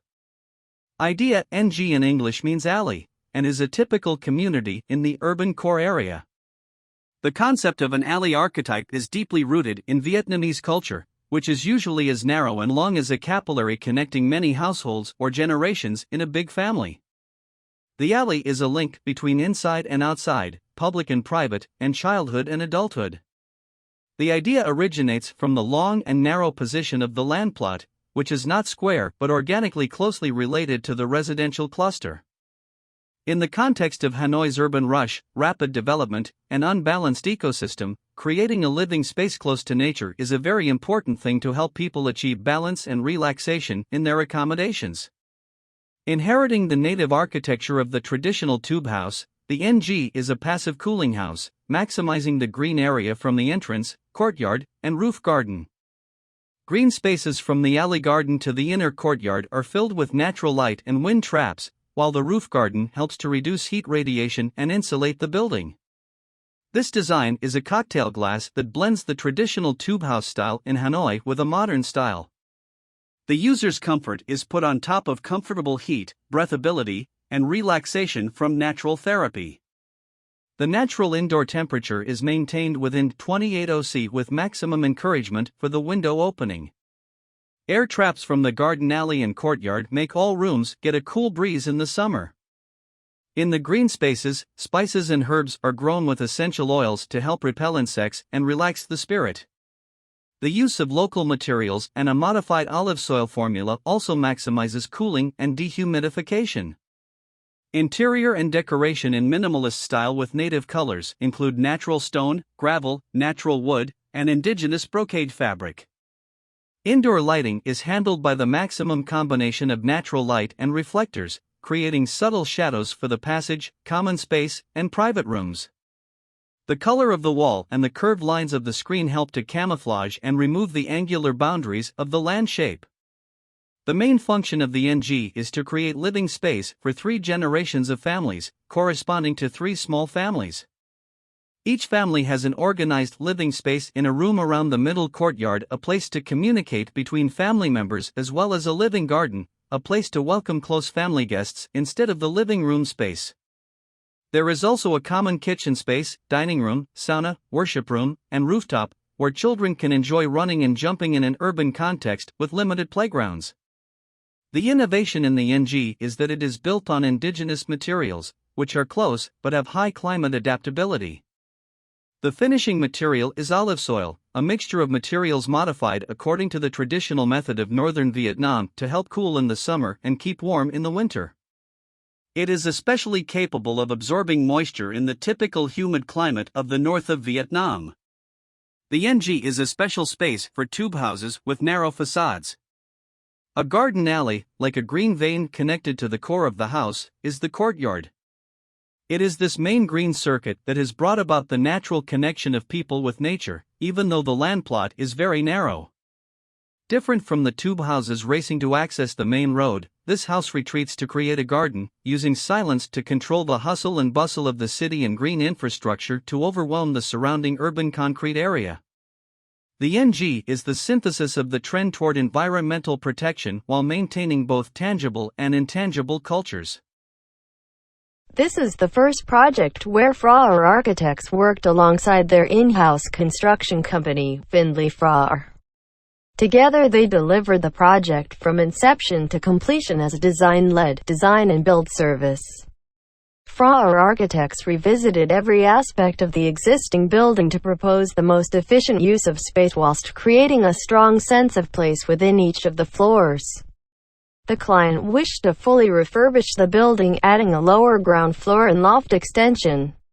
The location of the existing stairs presented challenges with a vertical route up through the building. The resultant lower ground floor level felt disconnected from the other floor levels. The brief gave Frauer the opportunity to look at relocating the staircore to become a feature piece of furniture that runs through the center of the building. This enabled spaces to be opened within the plan to provide generous and dynamic living areas. The staircase stretches across every level of the building, providing a dedicated circulation space, whilst maintaining views across each living area. The existing coal vaults were opened up and the existing floor was lowered to provide a submerged shower room and utility space to service the house. Every opportunity was made to maximize the internal spaces whilst minimizing encroachment onto the garden. Frauer Architects provided a full REBA 1-7 architectural service for this project. The project is located in the plateau city of Kon Tum, where the Doc Blah River consolidates fertile alluvium. The house is built on a plot of land with an area of 4 by 56 meters, on a potential road. Local buildings have been gradually lose their tropical architectural identity, causing the impact of noise and dust to penetrate on space. Approaching this project, we were interested in negative impacts of natural and social conditions. Then we keep the ancient water well which has existed for many generations. Space around this well is a cozy that helps connect people with nature and holds family members together but breaks their privacy at least. Functions zone is arranged such as an endless flow, which is kept separate from the chaotic urban surroundings. A green space is a buffer zone, which aims to prevent from noise and dust. Double skin facade helps the dwelling space reduce impact of direct radiation from the west, but also allows natural light and wind penetrate. The first function is the common living space, which is a large floor space connected with the reading space and the altar above. Here, the sun rays change constantly during the day, making the house more lively and attractive. The use of rustic brick walls, handcrafted ceramics in combination with natural wood and yin-yang tiles makes the space plainer and closer. Somewhere, there is a bit of intense color, which characterized this highland country. A corridor which opens toward nature and runs around the ancient water well connects to rear personal spaces. The system of wooden slats, ventilation bricks, skylights makes the functional blocks easy to access to nature while ensuring privacy for each space. In the end of the flow, there is a large lawn, which children's play and people's assembles. Time House is a gesture of space and time. The combined building uses old and new materials and natural materials that are treated to a level sufficient not to lose their inherent atmosphere. The connection of the present, the past and the future, between human and human with the surrounding environment is the core value which the project attempts to achieve. The humble tin shed is an iconic Australian structure. The project was to repurpose an existing tin shed at the rear of a residential lot in the inner-city suburb of Redfern, Sydney. Located on a corner, the existing shed was a distinctive building, a windowless, narrow double-story structure on a single-story residential street. As the only remaining shed in the area, it is a unique reminder of the suburb's industrial past. The project brief was to create a new use for the building as an office space and studio. The shed in its current state was dilapidated and structurally unsound. The original tin shed was disassembled and set aside while a new timber frame was erected. The layers of corrugated iron accumulated over generations of repair were reassembled on 3 facades. Corten steel window boxes cut through the form and extend out over the lane and street, opening up the once windowless space. The materials have been left raw and honest, in the spirit of its industrial economy. The west face was clad in express joint fiber cement panels while plywood floors and joinery add warmth to the interior. The project embraces that it will continue to change with time through rust, decay and repair. Originally published on April 11, 2013. Side Butcher Shop, Office by Side Design in Side Design. Side Butcher Shop is our home and office in Geelong. The project is divided into 2 stages. The shop front and office fit-out are completed as Stage 1, with the house renovation to the back as Stage 2 to be completed next year. The project got its name as the building was once a local butcher shop. We had a vision to convert it into a shopfront house, with an architect's office and retail shop to the front, and a residential home to the back, the ultimate work-from-home pad. As a shopfront house, we wanted the place to both add a point of interest to the streetscape, but also balance with the privacy we wanted to enjoy for our house. We added an operable portion to the wall. During the day it opens like a pair of French windows, revealing the architectural models sitting in the operable wall panels, and presenting a framed view of the activities of an architectural office for the neighbors and passers-by.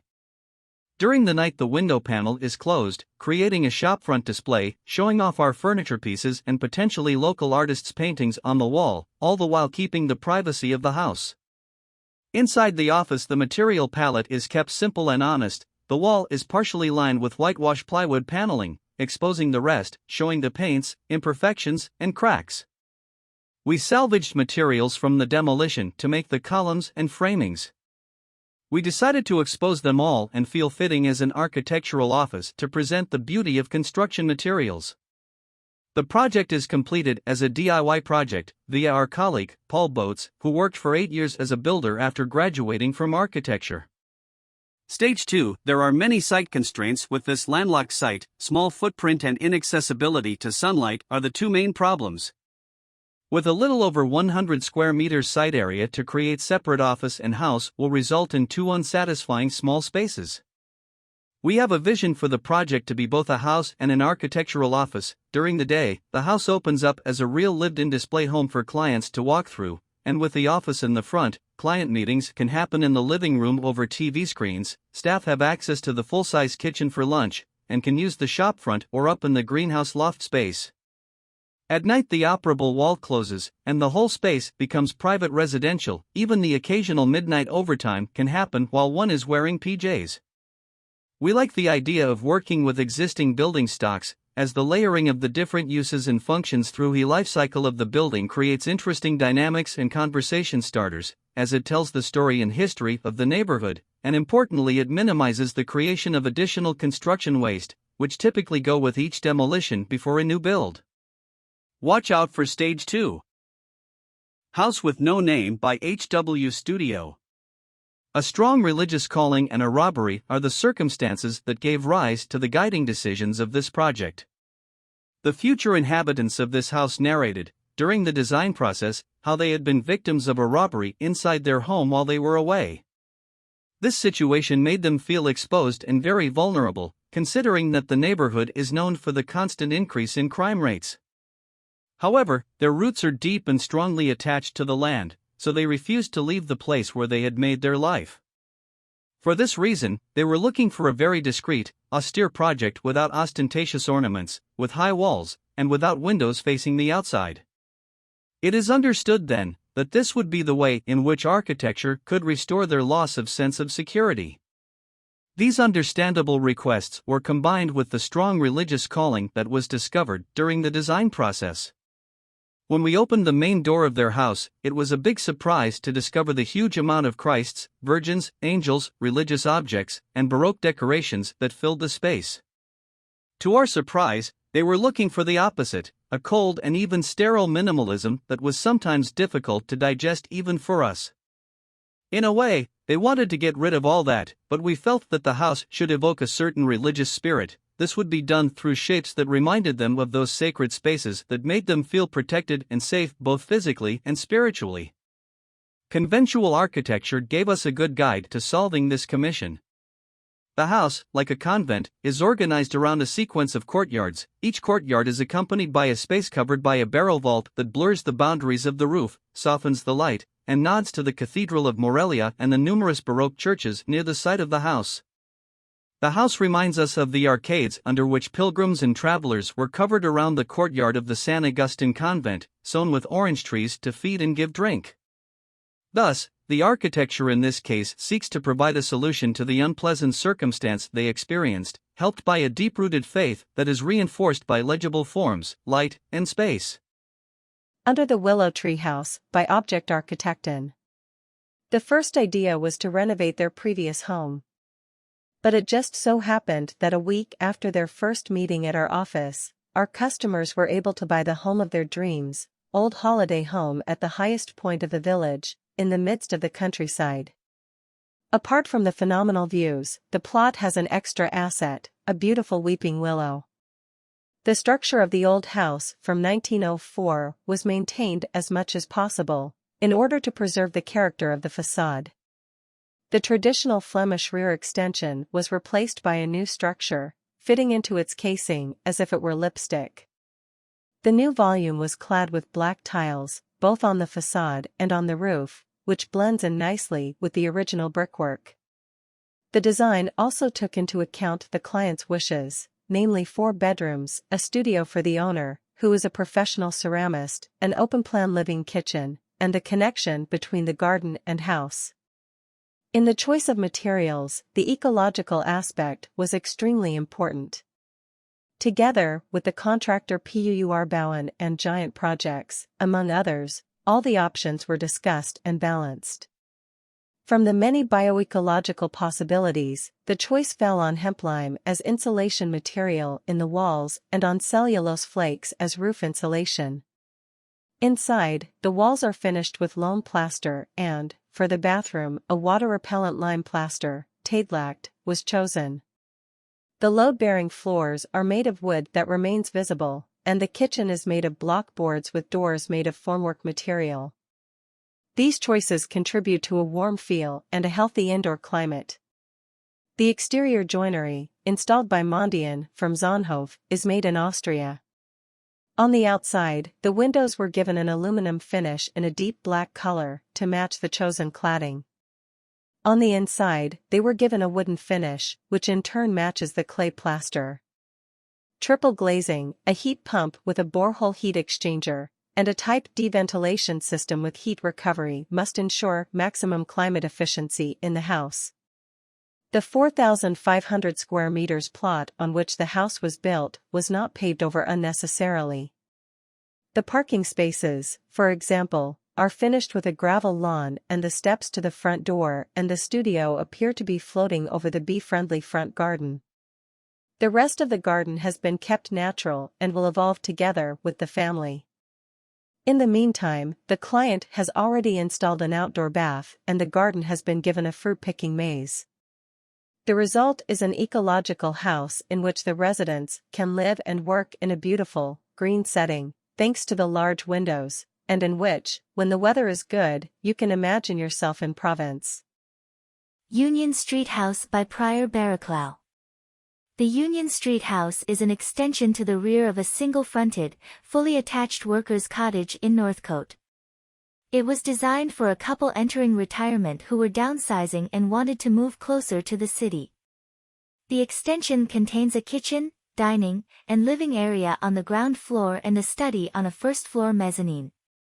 The architecture of the extension is defined by an articulated surface that consolidates and conceals all ancillary functions and envelopes a generous interior.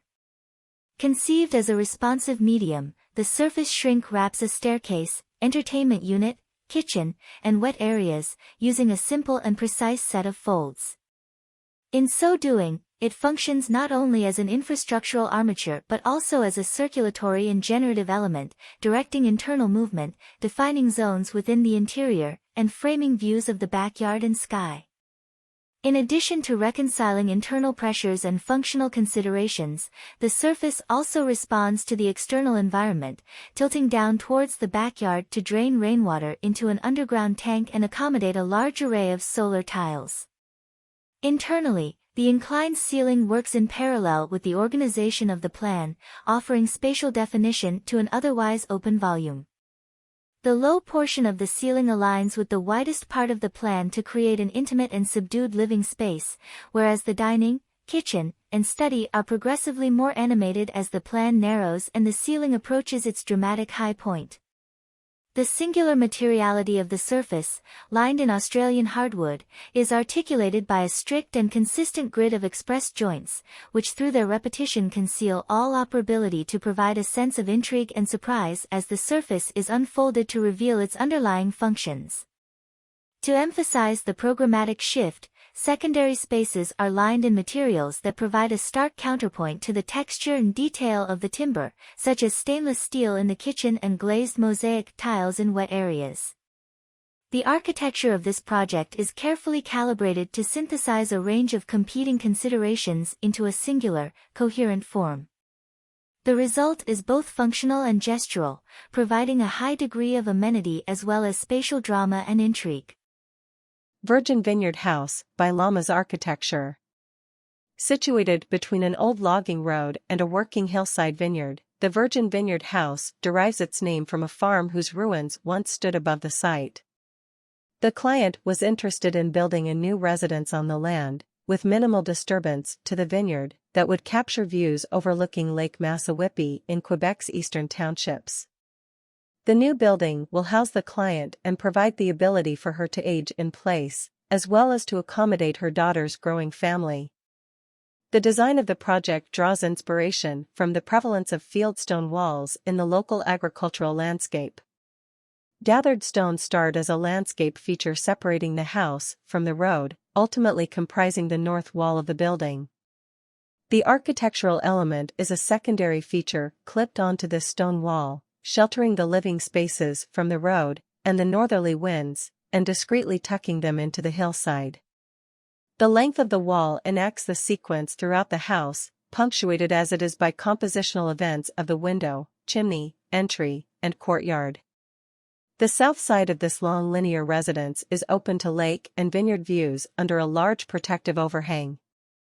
This 155-foot-long house conveniently organizes the private bedrooms at either end, while the central gathering spaces convene in the middle of the linear house. The walls dividing each room are purposefully rotated for views facing the lake. This simple geometrical twist creates an oblique relationship between the rooms and the roof ridge line, making the rooms feel like private sheds, each with its unique volume directed towards the lake. In plan, the rooms are arranged in a sawtooth formation, creating recesses of semi-private spaces under the large roof overhang to contemplate the view. Within this seemingly simple building are two large voids, one being a courtyard framing the angle of the logging road, and the other a roof deck overlooking the entirety of the vineyard. The building is meant to elucidate a relationship between a stone wall and wood tectonics. Aside from the heavily insulated stone wall on the north side, most of the construction materials are wood. For the main part of the house, this refers to light wood framing, either with studs, engineered lumber, or deep joists. On the south facade, however, wood is employed structurally in the mullions of the wood glazing system, a highly performative envelope with triple glazing throughout. Wood construction was of interest in order to keep the embodied energy and carbon footprint down, but also to allow for a well-insulated envelope. Beyond the environmental aspect, the lumber, hemlock cladding, stone, and even high-performance glazing systems were all locally procured in Quebec. Even the geothermal ground source heating was not just a de rigueur system's choice, but rather a particularly advantageous element in Quebec, where plentiful carbon-free municipal electricity can power the heat pumps. Foremost in the architects' minds was this connection to the location through materials and craft and traditional forms of Quebec architecture. The owner is currently working with a local horticulturist to plant indigenous flora to support the natural habitat of the site. Windsor Castle by Antarctica. The existing single-fronted weatherboard cottage on the Windsor Castle site had undergone multiple alterations over the last 10 years and was stretched beyond its limits for the growing family of 5. Located in the middle of the site with poor orientation and 4 neighbors, the existing building offered little opportunity to expand. This project was about creating volume, both inside and outside. A big space with a big garden on a small site. It was about creating a lot with a little. Designed as a steel portal frame pressed up against the planning envelope, the simple steel structure with an exposed concrete slab is infilled with glazing and polycarbonate at the ground level. Here the living space is conceived as an extension of the garden.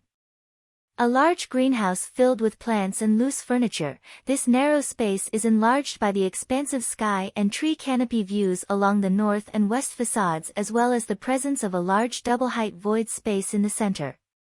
2 masonry blocks at ground level push out to the south and east boundary forming the kitchen, laundry, and study. A metal shed floats above the main space, housing the family bedrooms and bathroom.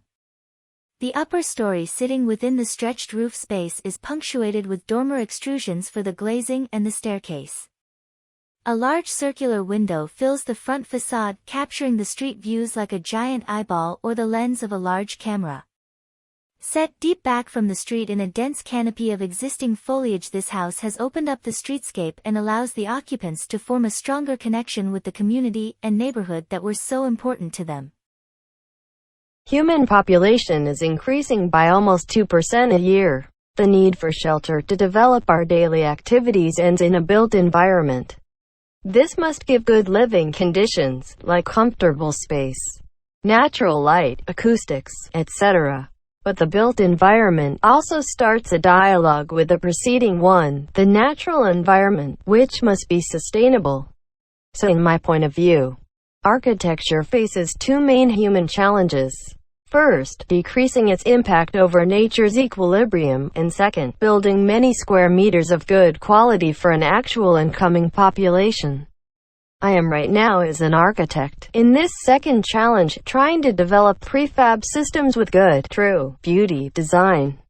That's why I selected prefabrication as a strategy for building my projects.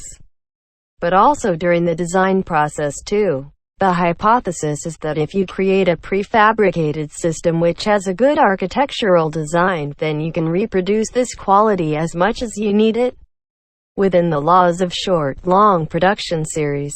And if in the serial industrial production of buildings you get bored, you can also customize form and function through the system. More benefits when you fasten the building process and have more control over quality and cost. Yellow is the third name of this house. First, it was Silvered House, because of the color of the surrounding trees by winter. Then it was Desaffasata, one house name that's related to the planes of the volumetrical composition of the project. But when the house got to yellow, on the decision about external covering, the color was too powerful to conquer the final name of the house.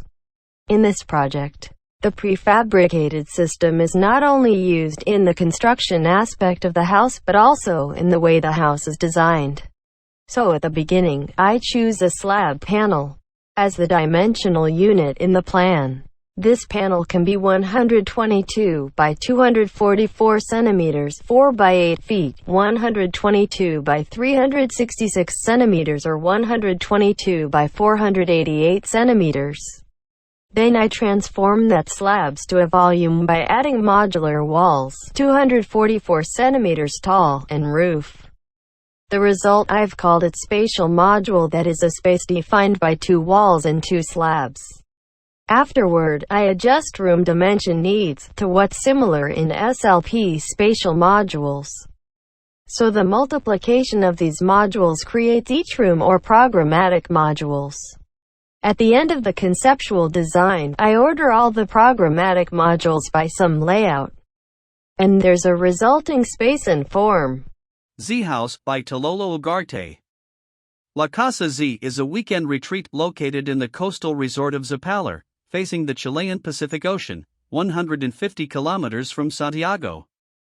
The project was born from the commission to design a space that would function as a kind of observatory of nature and its surroundings.